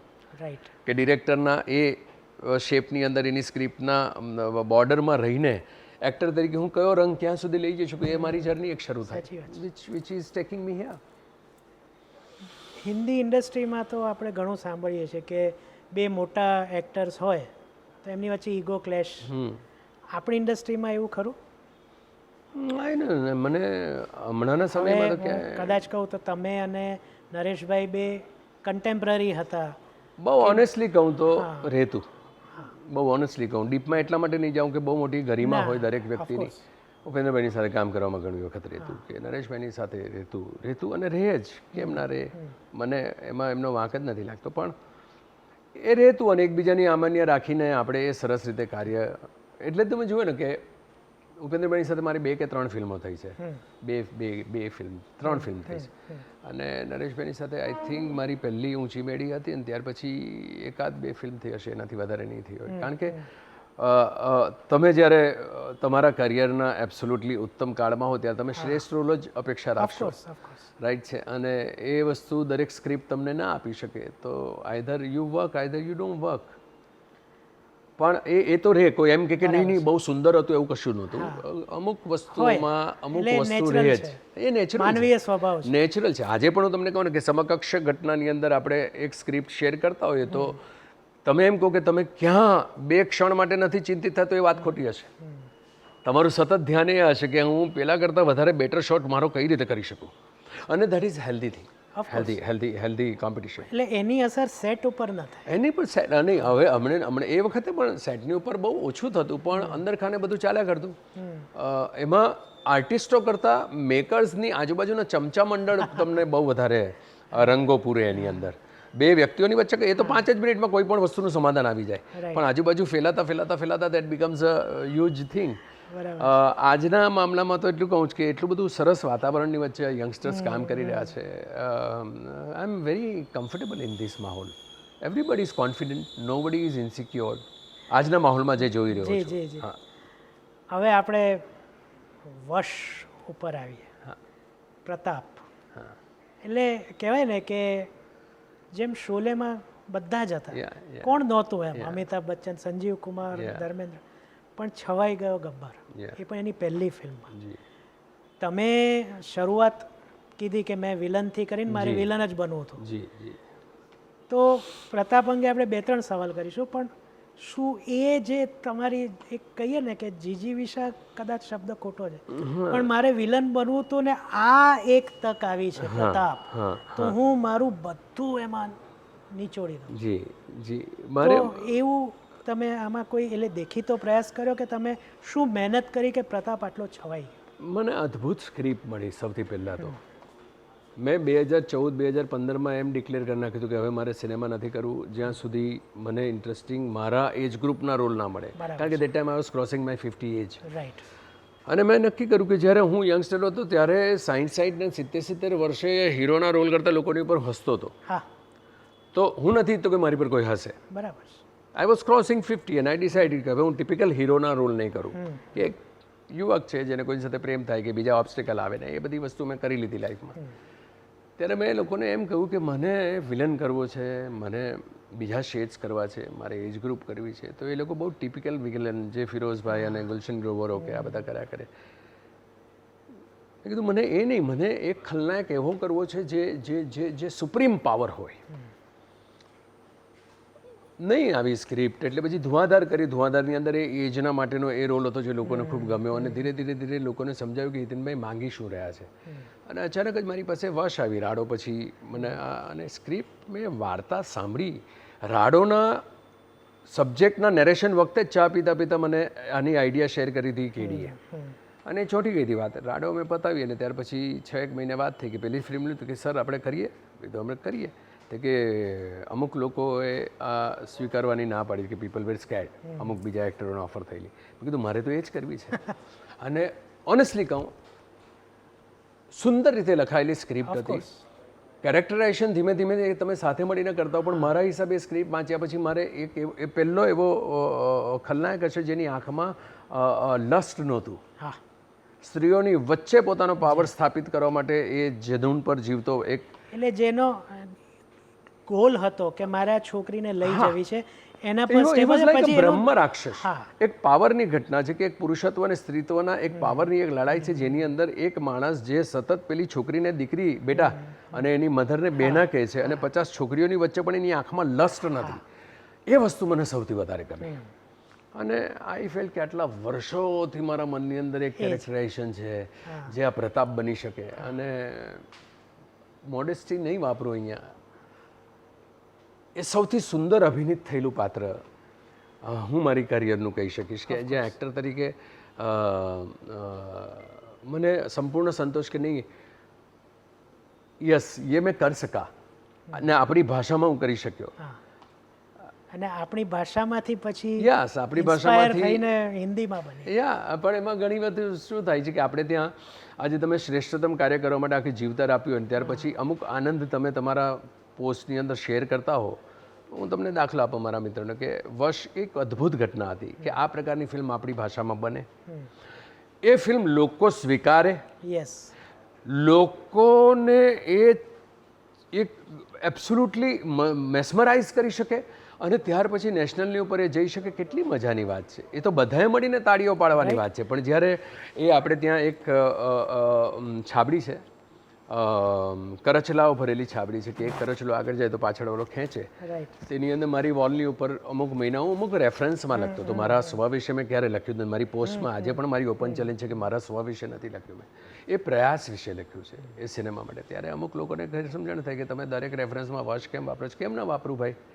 હિસ્ટ્રીમાં પહેલી વખત એવી સિનેમા બની હોય જેમાં તમારો ખલનાયક એ આ હદે તમારા સુધી પહોંચ્યો હોય જે તમને નેશનલ સુધી લઈ જાય છે. બીજા નહીં લખે તો હું તો લખીશ. મારો પ્રેક્ષક તો પ્રેમ કરે જ છે. ચોક્કસ. ઇન્ડસ્ટ્રીના અમુક લોકોના મોટા મન ખોલવાના પ્રયત્ન કર્યા, જે ના ખોલાય તો કંઈ વાંધો નહીં. But I am extremely happy with my that character. પણ હવે મારા માટે ભૂતકાળ થઈ ગયો છે. હું એ ગ્લોરીમાં જીવવા નથી માંગતો. એટલે એના પછીની દરેક ફિલ્મ હું એનાથી કંઈક જુદી વિપરીત કરવાના પ્રયત્ન કરું છું. કે ચૂપ પણ કરું તો ચૂપ મારા વર્ષ કરતાં જુદું હશે, કે વેલકમ પૂર્ણિમા જુદું હશે, કે મેટ્રોમોનિયલ કે મારું આત્મરામ આવશે. That will be different. I don't want to repeat my self. વર્ષની તો હું તમને એવી વાત કરું, આપણે હજી એક આનો પેટા પ્રશ્ન બાકી છે કે જ્યારે આ શૈતાન આવવાનું હતું ને અને કોઈ પણ ઓટીટી પર ઉપલબ્ધ નહોતો. મારો સન છે એ ટીનેજ છે, એને ઘણા આઉટ ઓફ ગુજરાત મિત્રો છે ડ્યુ ટુ સોશિયલ મીડિયા. તો એને મેસેજીસ આવતા કે ભાઈ મારે વર્ષ આ આવે એ પહેલાં વર્ષ જોવી છે. એ છે શું કે એટલે એટલો એનો એટલા બધા મેસેજીસ છે. પણ આયરની જુઓ સાહેબ, વર્ષના કારણે એક ટ્રોફી મારા ઘરમાં નથી આવી. સમજો તમે એ તમને કેટલી મોટી પીડા લાગે ઓફકોર્સ, ઓફકોર્સ, કે એ સર્ટિફિકેશન હોવાને કારણે તમારું સ્ટેટ એવોર્ડમાંથી તમે બાકાત થયા. પ્રોડક્શન હાઉસ અને એવોર્ડ આપણે ત્યાં પ્રકારના જે પ્રકારના એવોર્ડ્સ થઈ રહ્યા છે, હા હા, કોઈ એકની ઉપર વાત નહીં, જે પ્રકારના એવોર્ડ અને જે રીતે થઈ રહ્યા છે ત્યાં વર્ષ નથી પહોંચતી. અને ટ્રોફી શું હોય છે કે તમારી વૃદ્ધાવસ્થામાં રિટાયરમેન્ટ વખતે છેલ્લી અવસ્થા દરમિયાન તમે તમારા દિવાનખંડની અંદર એ બધી મેમરીઝની સાથે જીવી શકો. એ જ હોય છે. રાઈટ, રાઈટ, પ્રભુ મારી બેસ્ટ ઓફ ધ વર્કને it has not reach right, right. કોઈક ને કોઈક કારણસર.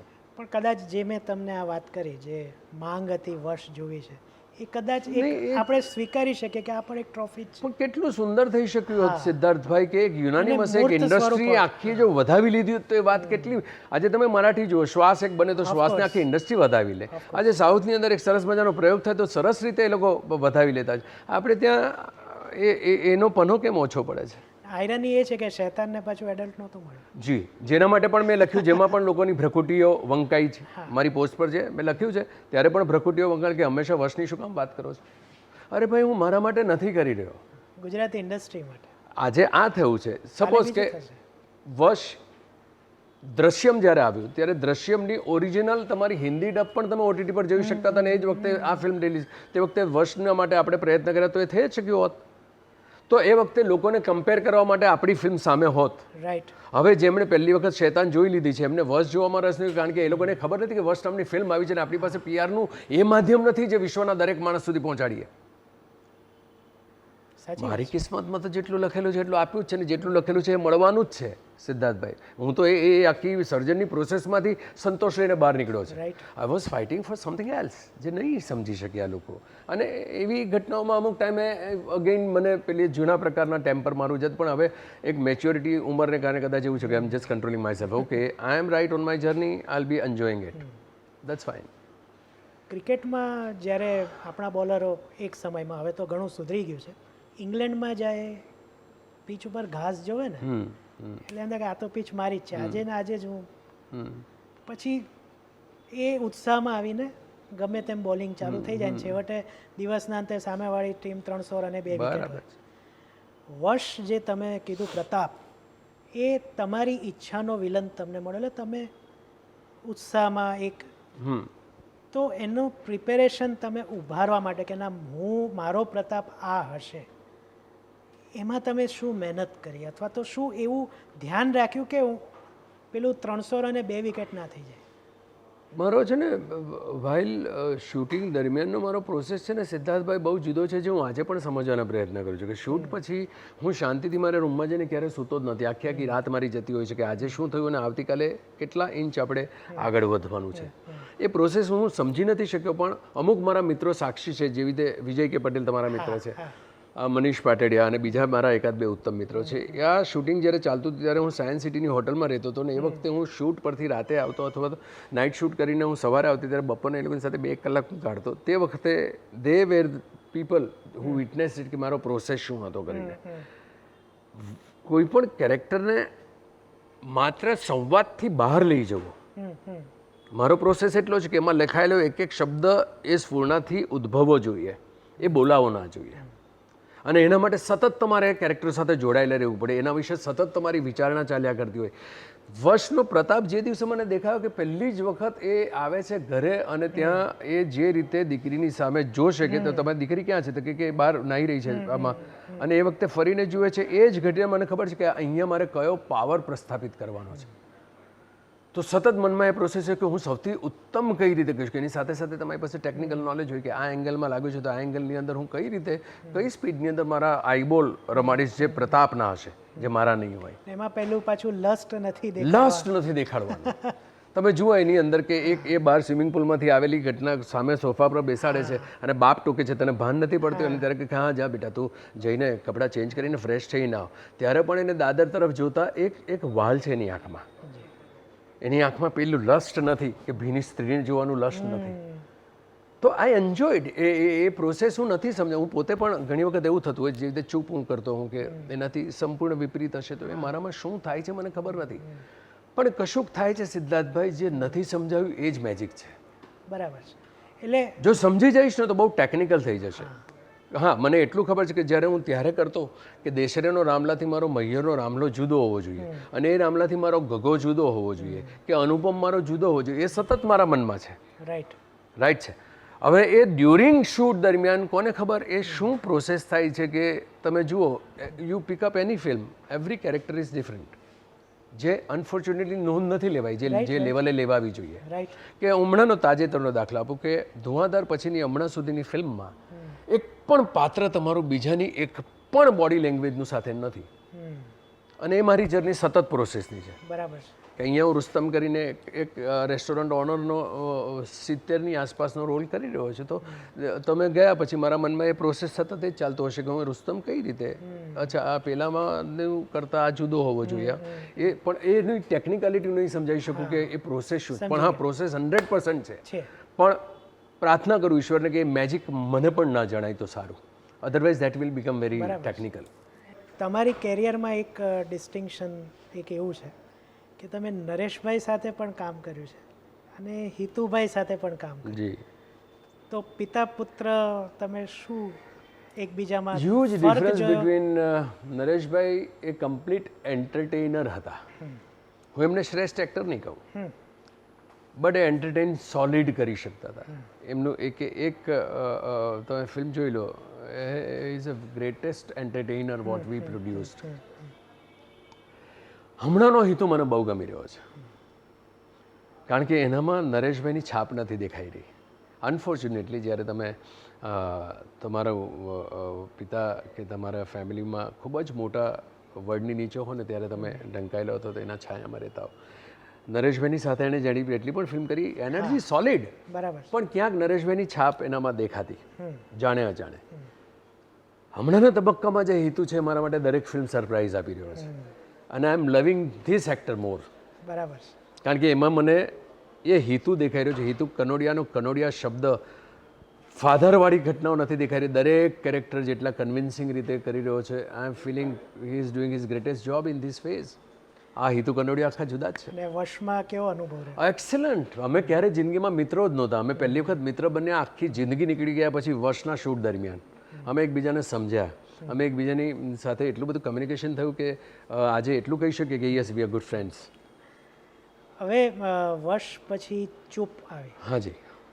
અને ફર્સ્ટ ડે ફર્સ્ટ શો હું ને મારો પુત્ર ગયા હતા. હમ પણ જ્યારે ટ્રેલર જોયું ને હમ ત્યારે એમ થયું કે આ તો પ્રતાપ પાછો આવી ગયો, હમ પણ મૂવી નહોતું અલગ.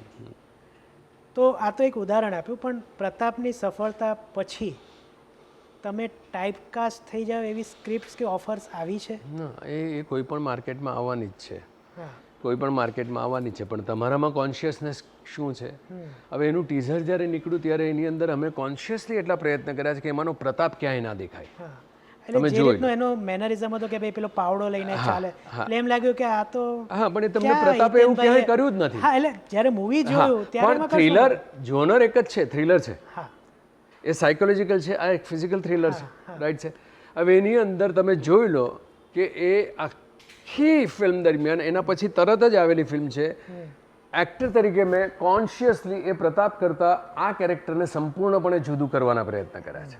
ધાર્યો તો એ ઝોનની અંદર મારો એ રંગ હું લાવી શક્યો નો, પણ અનફોર્ચ્યુનેટલી એવું થાય કે કથા બંનેની અલગ છે, પાત્રો અલગ છે, પણ એક પછી એક રિલીઝ જે તમારી એક પછી આવે તો તમને એક પહેલી ઇમ્પ્રેશન એમ લાગે, પણ ફિલ્મ જોયા પછી એક પણ જગ્યાએ મને કોઈ એમ નથી કહ્યું કે નહીં યાર ઇટ વોઝ લાઈક. અને મેં એના માટે ફિલ્મ રિલીઝના 2 અઠવાડિયા પહેલાં પણ મેં વિડીયો મૂક્યો હતો કે ઇટ ઇઝ નોટ પ્રતાપ, આ વશ 2 નથી, આ ચૂપ છે અને આનું કેરેક્ટર એનાથી જુદું છે. મેં લોકોની સામે સ્પષ્ટીકરણ પણ કર્યું રાઈટ. અને પછી જોયા બાદ લોકોના રિએક્શન્સ કે નહીં આ કરેક્ટ છે, આ ધીસ વોઝ ડિફરન્ટ દેન. પણ એક તમને એક સામાન્ય સમજે લાગ્યા એક થ્રિલર પછી બીજી થ્રિલર આવે તો સેમ હશે કરીને. એમાં મને 3 વસ્તુ જે ગમી ચૂપની એ હું તમને શેર કરું છું. એક તો જ્યારે તમે આવો છો એ સોસાયટીમાં, પેલા છોકરાઓ ક્રિકેટ રમતા હોય છે અને બોલ તમે જે આમ પકડી લો છો એ વખતે જે તમારા એક્સપ્રેશન હતા. બીજો એક સીન છે જ્યારે પેલા લોકો ટેન્શનમાં હોય છે અને મોરલીબેન કંઈક રસોઈ બનાવતા એમના ઘરે જાય છે રોટલી બનાવવાની, અને અગેન યુ કમ અને પહેલાં તો બીક લાગે કરે આ શું કરે, દેન સડનલી તમે કે દહીં છે. એક એ જે છે એ, અને ત્રીજો જે ફિલ્મનો મેસેજ હતો જેના ઉપર મેં આર્ટિકલ લખ્યો હતો, તમને ટેગ કર્યા હતા ને તમે એને રિસ્પોન્ડ કર્યો કે જે હોય એ કહી દો. કરેક્ટ છે. એટલે મને જે ચૂપમાં જે ગમ્યું ને એ આ વસ્તુ કે મેસેજ હતો કે માતા પિતા છે, કુટુંબ છે, એ જ છે. મારું કરવાનું કારણ પણ હતું કે એના થકી આપણે કશું કહેવા માંગે. મારા હિસાબે હજુ પણ બહુ સુંદર ક્લાઇમેક્સ થઈ શક્યો હોત, જેના માટે જે હું કહું છું સમટાઈમ મારે આર્ગ્યુમેન્ટ થાય તો મારા મેકર્સની સાથે મારી એ ચર્ચા થતી હોય છે કે આપણે આને અદ્ભુત રીતે કહી શકીએ, પણ ઘણી વખત એવું થતું હોય છે કે શૂટિંગ દરમિયાન પ્રોડ્યુસર્સની ઇકોનોમી અલાવ નથી કરતી હોતી કે તમે 1 દિવસ કે 2 દિવસ એક્સટેન્ડ કરી શકો. તો we have to think about એ લોકોની પણ પોસિબિલિટી કેટલી છે, શક્ય છે કે નથી. પણ જેટલું પણ પોસિબલ છે એમાં આપણે કહેવાના પ્રયત્ન કર્યા છે અને લોકો સુધી એ પહોંચ્યો છે, એ વાતનો આનંદ છે. એ ફિલ્મ સફળ થાત તો વધારે ગમત. હા, ના પણ ફિલ્મ સરસ હતી. ફિલ્મ સરસ હતી, પણ અનફોર્ચ્યુનેટલી જ્યારે પણ આવશે ત્યારે હું ફરીથી કહીશ 100% લોકોને એ ફિલ્મ સરસ ફિલ્મ, એ સરસ ફિલ્મ લોકો સુધી આ થિયેટર્સની અવેલેબિલિટીની ઘટનાઓમાં ક્યાંક એ માર ખાધી. મને પણ ફર્સ્ટ ડે ફર્સ્ટ શો મેં જોઈ, પણ એ સાંજે 4 વાગ્યા. યસ એમાં ક્યાંક એ ફિલ્મને હાર્મ થયું. બાકી ફિલ્મ જેને પણ જોઈ છે દે ઓલ લવ્ડ ઇટ, અને એ સંદેશો પહોંચ્યો છે ચોક્કસ, અને પહોંચવો જોઈએ. કારણ કે આજના છોકરાઓ જે પ્રમાણે આપણે અમુક કિસ્સાઓ વધી ગયા છે, એક વખત ફેમિલી સામે દિલ ખોલે, ડિસ્કસ તમારે કોઈની સાથે તો વાત કરવી જ પડશે, તો જ, નહીં તો તમે એકલતાના વનમાં તમે ઘેરાશો. હવે એક જ મેકર, જી, 2 સરખા કલાકાર, પણ સરખા અલગ અલગ પાત્રો. વાત કરું છું વશ અને ટ્રિશા ઓન ધ રોક્સ. એક જ મેકર, તમે અને જાનકી, પણ એકમાં જાનકી તમારા વશમાં હતા, બીજામાં તમે એના વશમાં છે. તો અગેન આના માટે તમે કીધું કોઈ પ્રોસેસ નથી, પણ વશ વખતે તમે એને જાનકીએ કંઈક આસપાસ બેસીને કંઈ એવું નક્કી કર્યું હતું કે ના આપણે આમ કરીશું, અને ટ્રિશામાં કે આપણે અલગ કરવું જોઈશે. ઓફકોર્સ પાત્રની રચના અલગ હતી, પણ મારો એક પ્રોસેસ એવો છે ને સિદ્ધાર્થભાઈ કે સપોઝ કે આજે એક સિક્વન્સ આપણે શૂટ કરવાનો છે તો આવીને મારાથી માહોલ એવો બની જતો હોય છે કે ધીમે ધીમે ધીમે ધીમે every characters converts in two that માહોલ. વશમાં પણ અમે વર્કશોપ, એટલે આપણે અહીંયા વર્કશોપ એ સંપૂર્ણપણે આંગિકમ એક્સરસાઇઝ નથી થતી, આપણે રીડ કરતા હોઈએ છીએ, સ્ક્રિપ્ટને સમજવાના પ્રયત્ન કરતા હોઈએ છીએ. વશના એ 4 દિવસના વર્કશોપ દરમિયાન જે રીડ થયું એ જ બાકી સેટ પર જઈને કોઈ પણ જગ્યાએ કોઈ ઇન્સ્ટ્રક્શન આપવાની કોઈ ઘટના ક્યારે બની જ નથી. એ થતું ગયું. ઓકે. એ રિહર્સલ્સ દરમિયાનની અંદર એ વસ્તુ ઊભી થતી ગઈ. ડિરેક્ટરે પોઝિશન આપી અને કેરેક્ટર સામે ઊભું છે ને એક માણસ એને ઇન્સ્ટ્રક્શન આપીને શું થશે એ રીડિંગ દરમિયાનમાં જ સામેથી બંને પક્ષેથી. એટલે જ મેં વર્ષ વખતે પણ કહ્યું હતું કે it is not only my success, people have reacted so beautifully કે મારો પ્રતાપ આટલો સ્ટ્રોંગ બની શક્યો. જો માએ આ રિએક્ટ ના કર્યો, દીકરીએ આ રિએક્ટ ના કર્યું, કે હિતુએ આ રિએક્ટ ના કર્યો, તો એ પેલા બચ્ચાએ ના કર્યો, તો પ્રતાપ આટલો મોટો થઈ જ નહીં શક્યો. ઓફકોર્સ. Same happen. મારો એક કોન્શિયસ પ્રયાસ એ હતો કે ક્યાંય ભૂલી ચૂકે મારી અને જાનકીની સાથેની ઘટનામાં લોકોને યાદ ના આવે. એટલે એ ફિલ્મમાં મારો સતત પ્રયત્ન રહ્યો કે હું પ્રતાપથી 150 માઇલ દૂર રહું. એટલે જાનકી સાથે વાત થઈ હતી? જી, એની સાથે આમ કરીશું ના, એ પણ નથી વાત થઈ. પણ મેં જ મારી જાતને એ રીતે ઢાળી કે એ વસ્તુ રમતા રમતા રમતા રમતા રમતા રમતા એ સ્નેહના એ પ્રકારના રિલેશનશિપની ઉપર થઈ કે અડધી ફિલ્મ દરમિયાન વી રિયલાઇઝ કે હવે 18-19 વર્ષની છોકરી ઓલવેઝ એમ કે મારો ફાધર હોવો જોઈએ તો આવો હોવો જોઈએ કરીને.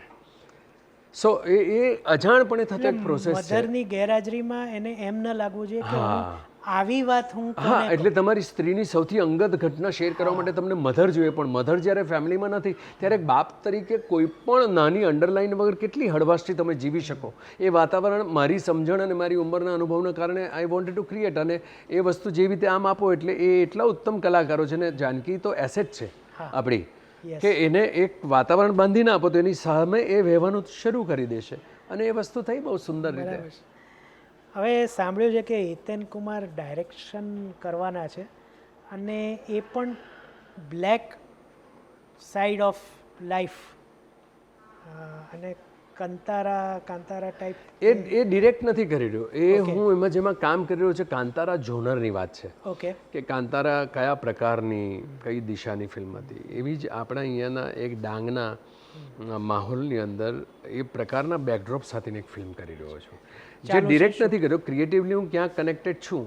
શૂટિંગ ચાલુ છે? ના, શૂટિંગ હવે સપ્ટેમ્બરમાં શરૂ થશે અને એ આપણે કરી રહ્યા છે. ડિરેક્ટર જે છે એ મંથન અભિન્ન કરીને 2 ડિરેક્ટરોની જોડી છે, એ લોકો ડિરેક્ટ કરી રહ્યા છે. અને એની અંદર હું ફરી પાછો સરપ્રાઇઝિંગલી એન્ટાગોનિસ્ટ બનીને આવી રહ્યો છું. રાઈટ.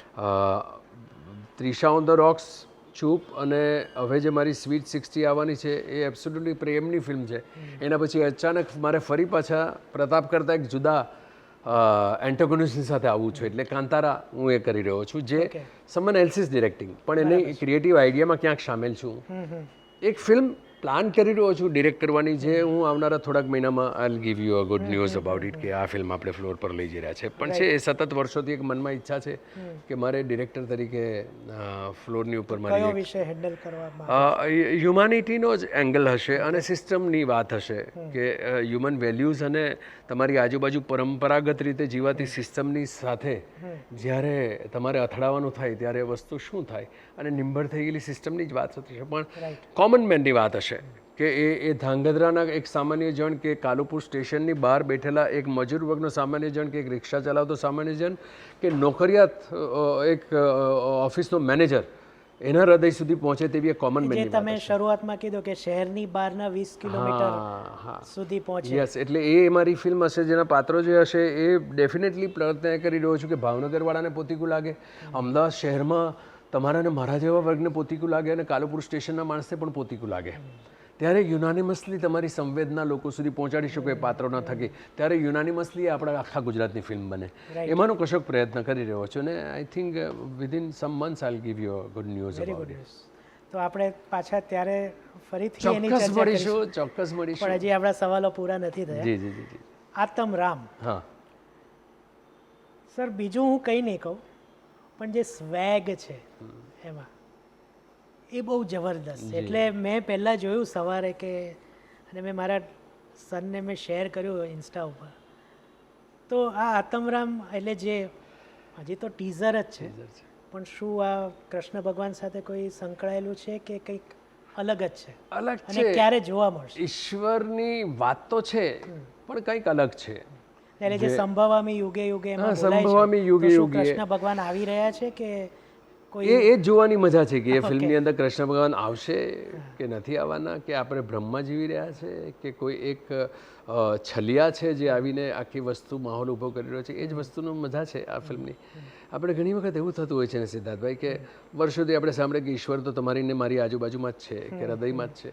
આપણે મંદિરોમાં શોધતા રહ્યા, દેશ પરદેશની યાત્રાઓ કરીને શોધતા રહ્યા, ક્યારે ભીતરમાં આંખ મીચીને એને શોધવાના પ્રયત્ન નથી કરતા જ્યાં તો એનો પરમનન્ટ વાસ છે. Right right.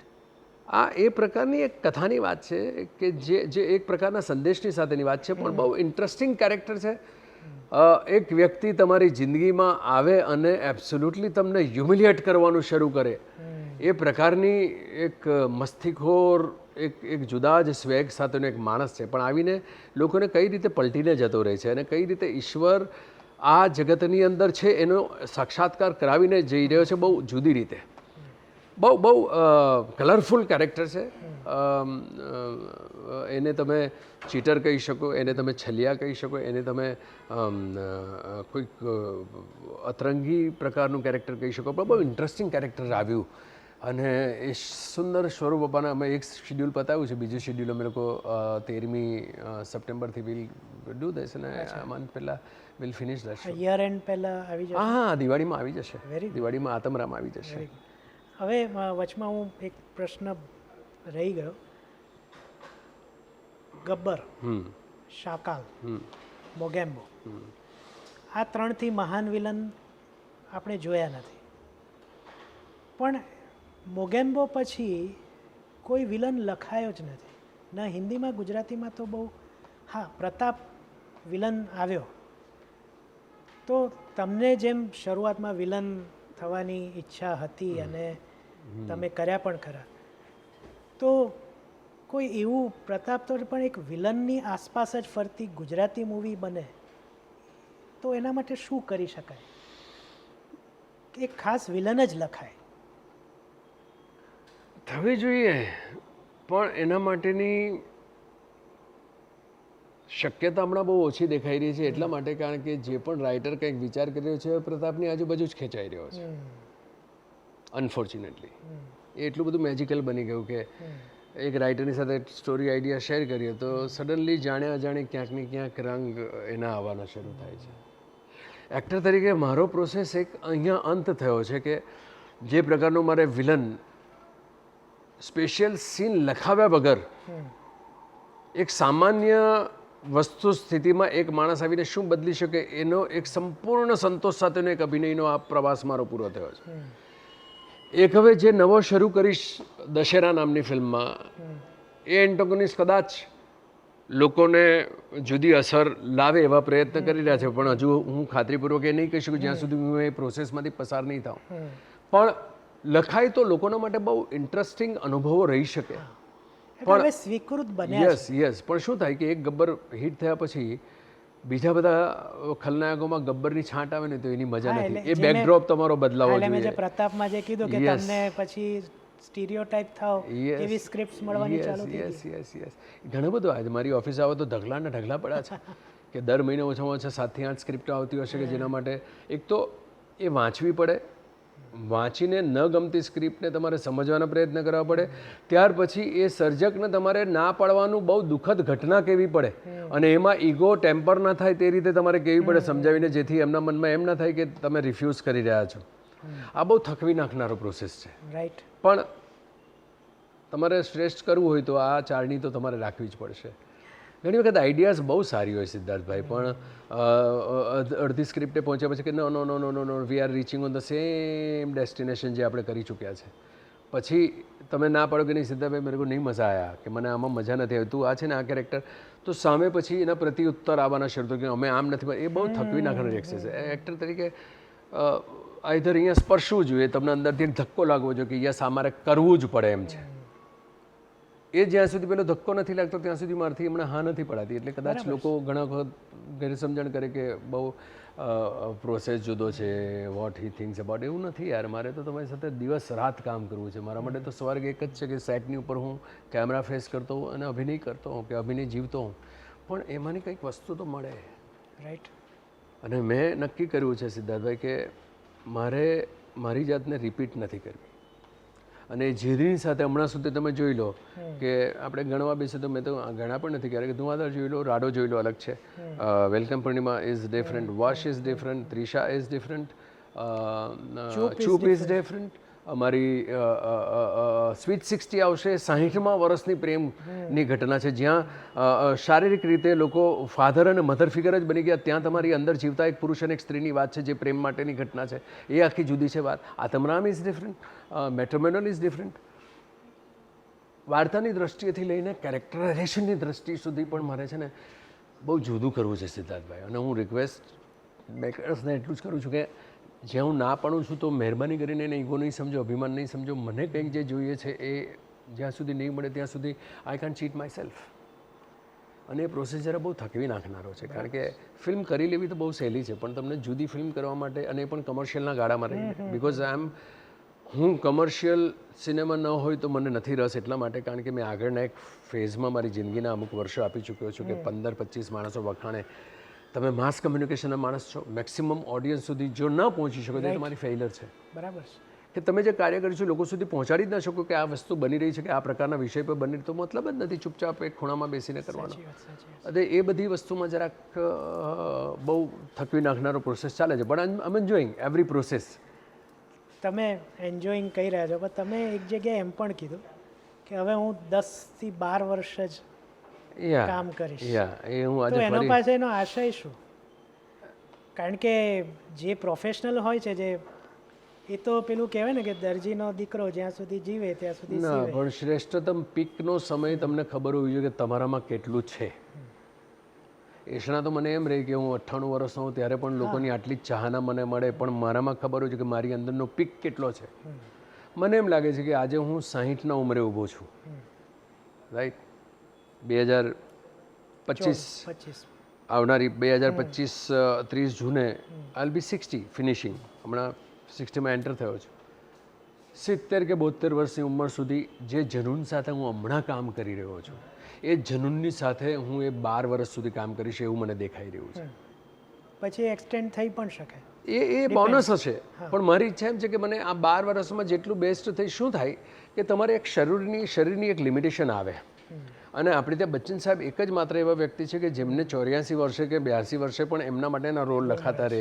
હું તો બહુ સદભાગી છું કે આપણે ત્યાં મારા માટે લખાતા રોલ હવે શરૂઆત થઈ છે, રાઈટ છે, જે ક્યારેય નહોતું બન્યું કે આ ઉંમરે આવે એટલે તમે છોકરાના ફાધર થઈ જાઓ કે છોકરીના ફાધર થઈ જાઓ, આનાથી વિશેષ કંઈ નહીં. પણ હવે આ ઉંમરે આવ્યા પછી હું વધારે શું માગી શકું કે જો 10 વર્ષ એવી ફિલ્મો મળે કે જે મારી ટેલેન્ટના માટે લખાય અને હું એને અદ્ભુત રીતે ડિલિવર કરી શકું. મને કોને ખબર કેમ સિદ્ધાર્થભાઈ, હું ફરી પાછો કેમેરા પર રિપીટ કરું છું, મને એમ લાગે છે કે હું હવે 10 થી 12 વર્ષ એક્ટિવ મારી જાતને જોઈ રહ્યો છું. એનાથી વધારે મળશે તો ઈશ્વરના આશીર્વાદ હશે, અને એવું થાય તો સર્વશ્રેષ્ઠ. પણ 10-12 વર્ષની જીત તો હજુ મારામાં છે કે નહીં. 10-12 વર્ષ તો હજુ મારે ફ્લોર પર જઈને રૂલ કરવું છે.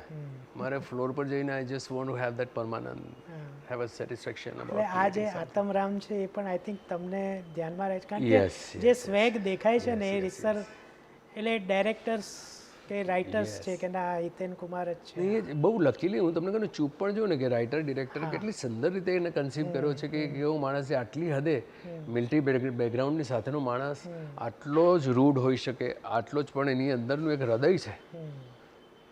એ લોકોએ બહુ જુદી રીતે કલ્પના કરી નાખી વસ્તુ કે નહીં યાર, જેના થકી કથા કહેવાય છે. બાકી 65-70 વર્ષના કે 60-65 વર્ષના કેરેક્ટરની સાથે કથા કહેવાથી કેટલી ફિલ્મો, રાઈટ.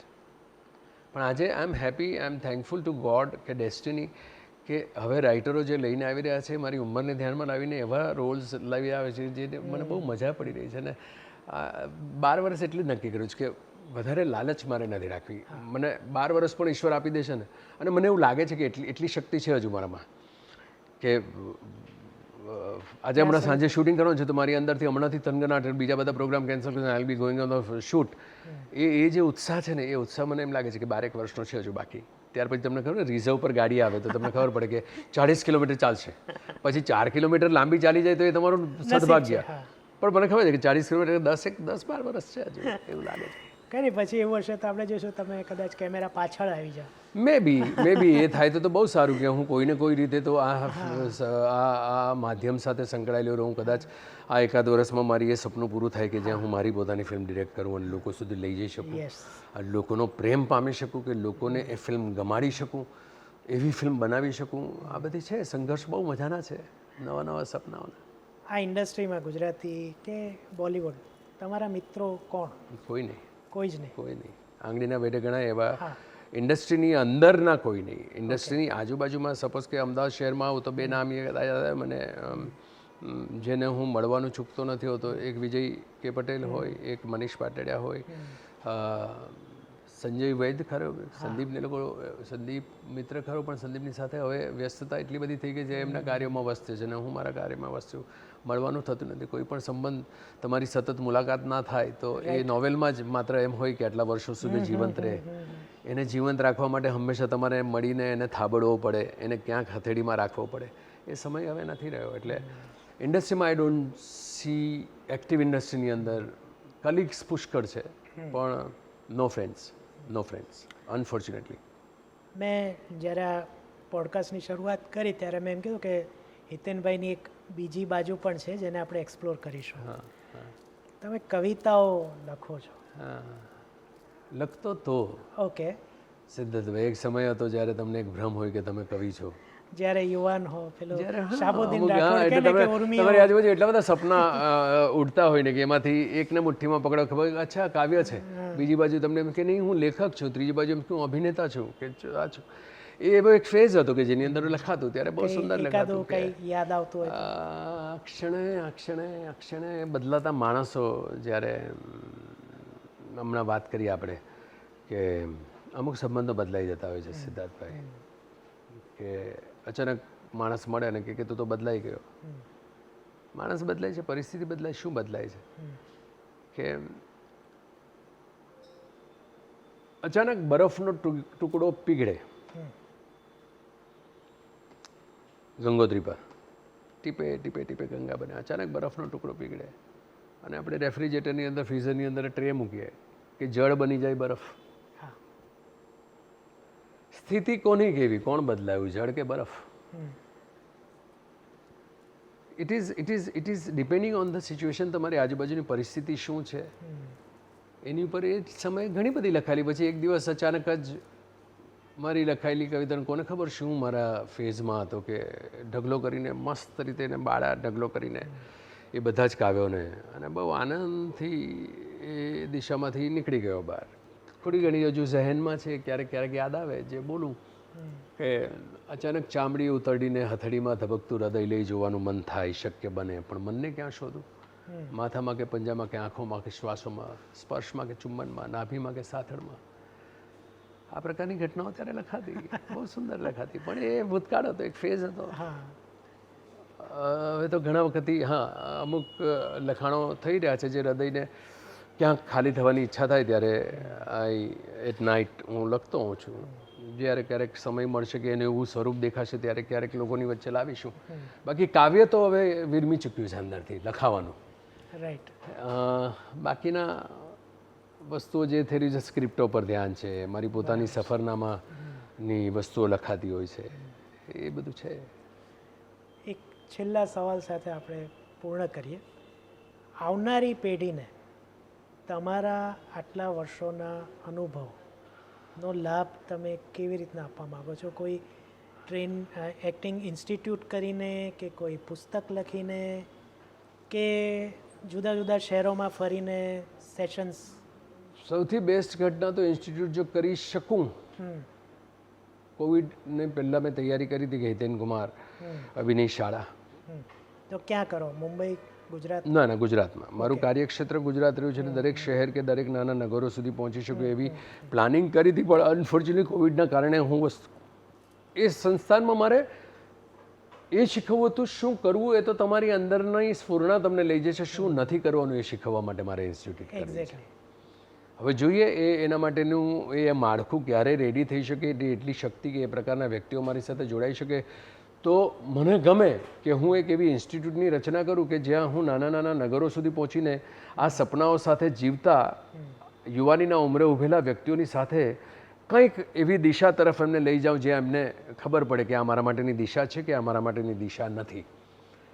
કે મારી ઇન્સ્ટિટ્યૂટમાં 50 સ્ટુડન્ટમાંથી જો 35 સ્ટુડન્ટ મારા એ ટુકડાના અભ્યાસક્રમ દરમિયાન જો નક્કી કરે કે આ મારા માટેનો નથી દિશા અને ફરી પાછા વળે તો એ મારી સૌથી મોટી સફળતા હશે. કારણ શું છે કે જ્યારથી કેમેરામાં તમારું શૂટ થતું થઈ ગયું, યુટ્યુબના રાફડાઓ ફાટ્યા છે, ત્યારથી દરેક બીજા માણસનું સપનું એ છે કે હું તો એક્ટર છું અને એ લોકો કૂદી પડે છે. અને સિદ્ધાર્થભાઈ વર્ષો પછી આપણે એમને જોઈએ છે કે આ જુનિયર આર્ટિસ્ટ છે, ક્યાંક નાના નાના રોલ કરીને માંડ માંડ પોતાનું પેટીયું રડી રહ્યા છે અને કેટલા મોટા ફ્રસ્ટ્રેશનના પોટલાઓ પોતાના ખભા પર લઈને જીવી રહ્યા છે. અને ક્યાંક તો આપણે એક ચોક્કસ દિશા બતાવવી પડશે કે તમારામાં આઈધર છે તો તમે મહેનત કરો, નથી તો તમે સમજી જાઓ કે આ વિષય તમારા માટે નથી. આ આવી એક ઈચ્છા છે પણ મને નથી દેખાતું કે હમણાં એ પ્રકારના મારી પાસે વ્યવસ્થા નથી, મારી પાસે એ શક્તિ નથી. હા, એ શક્તિ મારી પાસે જો આવી જાય ઈશ્વરની કોઈ મહેરબાની તો ડેફિનેટલી મારા લાસ્ટ ફેઝિસમાં હું કલાકાર બનવાના સપના જોનાર દરેક આપણા ગુજરાતના મુગ્ધાઓ કે યુવાનો કે કુમારો કે કુમારિકાઓ કે એ પ્રકારની એ જે 16 થી 20 વર્ષનો એક સમયનો તબક્કો જે છે ને કે જ્યાં તમે વાળો ને એ રીતે વળી શકે તમારી વેલ, તો એ પ્રકારના વ્યક્તિઓ માટે કરવું છે. જોઈએ હવે ઈશ્વરને આ અરજ મૂકી છે કેટલી સફળ થાય છે, પણ આવી એક ઈચ્છા ખરી, કેટલું થઈ શકશે મને ખબર નથી. એક જતાં જતાં એક બીજો પ્રશ્ન ઉદ્ભવ્યો. મેં જે રિસર્ચ કર્યો એમાં મને એ પણ જાણવા મળ્યું કે તમે અમારા જેવા એટલે મારા જેવા જે પોડકાસ્ટર્સ છે એને તમારું જબરદસ્ત સમર્થન છે, તમે એને ઉત્સાહ આપો છો. એક જગ્યાએ તમે એમ પણ કીધું કે ન્યૂઝ ચેનલ્સ કરતાં તો તમે લોકો ઘણું સારું કાર્ય કરો છો. જી જી જી. તો એ મેસેજ તમે બીજાને કેવી રીતના આપશો? પોડકાસ્ટ એક બહુ સુંદર પ્લેટફોર્મ એટલા માટે મને લાગે છે કે ઘણી વખત એવું થતું હોય છે કે આપણી પાસે માધ્યમો છે પુષ્કળ છે કે આજે ફિલ્મ રિલીઝ થવાની હોય તો ફિલ્મ રિલીઝ થતી વખતે અમુક મિનિટો માટે તમને તમારી ચેનલ્સની અંદર એક નાનકડું સ્થાન મળે અને તમે તમારી વાતો કહો છો, પણ એ બધું બહુ એક ચોસલામાં બંધાયેલી વસ્તુઓ છે. તમે સુંદર રીતે અભિવ્યક્ત થઈ શકે એ પ્રકારના માધ્યમોમાં મને લાગે છે પોડકાસ્ટ એ સૌથી શ્રેષ્ઠતમ માધ્યમ છે જ્યાં હૃદય ખોલીને તમે કોઈ પણ ચોક્કસ એક ડેફિનેશન વગર પણ તમારી વાતો લોકો સમય મૂકી શકો અને મેક્સિમમ લોકો સુધી એ પહોંચી શકે છે એમના સમયે, એમની ફુરસદના સમયે. એટલે અને એ બહુ સરસ સરસ જુદા જુદા વિષયોની ઉપર હવે વાત થતી થઈ છે. કે સુરતનું મારું એક પોડકાસ્ટ પોપ્યુલર થયું છે હમણાં કે જેની અંદરના નાના નાના 2 લાઇનના રીલ્સ બનાવીને એટલા બધા લોકો સુધી પહોંચી છે જે વાતો હું આમ મોટા મહેરામણને હું આમ સંબોધવા જાઉં તો નહીં પહોંચી શકે. પણ હું હમણાં યુકે ગયો તો ત્યાં લોકોની પાસે રીલ્સ હતી કે સર તમે આ બોલ્યા હતા. એ જ રીતે આજે તમારી સાથે વાત થઈ છે. આપણે કોઈ ચોક્કસ દિશા નહોતી નક્કી કરી પણ આજે એક વહેતા વહેતા વહેતા સુંદર રીતે એક વાત થઈ છે જે આટલી તાજગીની સાથે લોકો સુધી મૂકી શકાશે. બિલકુલ. So this is the finest thing જે મને એમ લાગે છે. અને ફિલ્મ રિલીઝ થતી વખતના પોડકાસ્ટ કરતાં મને આ પ્રકારના પોડકાસ્ટ એટલા માટે ગમે કે ત્યારે માત્ર આપણે એ એક જ પ્રોડક્ટની વાત કરતા હોઈએ છીએ જે એ પ્રોડક્ટની દરેક માણસ વખાણ જ કરવાનો છે કે ને અમારી બહુ સુંદર ફિલ્મ આવી રહી છે, મેં આ પ્રયત્ન કર્યો, આટલા દિવસમાં શૂટ કર્યું, એનાથી વધારે બીજી કોઈ તાજગી હોતી નથી. બરાબર. પણ મને આ ઇન બિટવીનના પ્રોસેસના આજે મને એમ લાગે છે કે બહુ સરસ માધ્યમ આપણને મળ્યું છે. એક એવું પ્લેટફોર્મ છે કે જ્યાં તમે મનની વાત મૂકી શકો, એ લોકોના રિએક્શન્સ તમે કરી શકો, એડવાઇસીસ પણ તમને મળી શકે અને this is a beautiful thing has happened. અને કોઈ પણ પોડકાસ્ટર જે મારા જેવો છે એ ફિલ્મ રિવ્યૂ પણ કરે છે. હા, તો એનું પછી ક્રિટિસિઝમ પણ જે કોઈ હોય મહેમાન એ ટ્રોલિંગ નથી કહેતો, ક્રિટિસિઝમ કહું છું. ના ક્રિટિસિઝમ ઇઝ ઓલવેઝ આવ કરે. હમણાં શરૂ થયો છે પ્રોબ્લેમ શું થયો છે કે ટ્રોલર્સ અને ક્રિટિક્સની વચ્ચેની ભેદરેખા ભૂસાઈ ગઈ છે કે આપણે તમે જુઓ બહુ ઇઝીલી અવેલેબલ છે એટલે કોઈ પણ માણસ રિવ્યૂ કરવા માટે આવી જશે. એ રિવ્યૂ કરીને માત્ર 3 જ મિનિટની અંદર મૂકી દેશે, પત્તર ફાડી નાખશે ફિલ્મની, જોવાય જ નહીં. હા, તમે બૌદ્ધિક રીતે ચર્ચા કરો, રાઈટ. તમે કોઈને ગન પોઈન્ટ પર તો નથી જવાનું કહેતા ને ફિલ્મ જોવા માટે, પણ તમે એટલો ગંદો રિવ્યૂ તમે કરશો, પેલા માણસે કેટલા મહિનાની મહેનત કરી હશે, કેટલી વ્યક્તિઓ આટલી મહેનત કરી હશે, એ ફિલ્મને લોકોને નક્કી કરવાનું, લોકોને નહીં ગમે તો એ તો નથી જ જોવાના, પણ તમારા વ્યૂઝ વધે. વ્યૂઝ એટલે તમારો જે ઓપિનિયન છે કોઈના પર ઠોકી ના બેસાડો. એ કહી શકો કે આ મારા વ્યૂ છે, આ મારા વ્યૂઝ છે, બાકી તમે ડિસાઈડ કરો.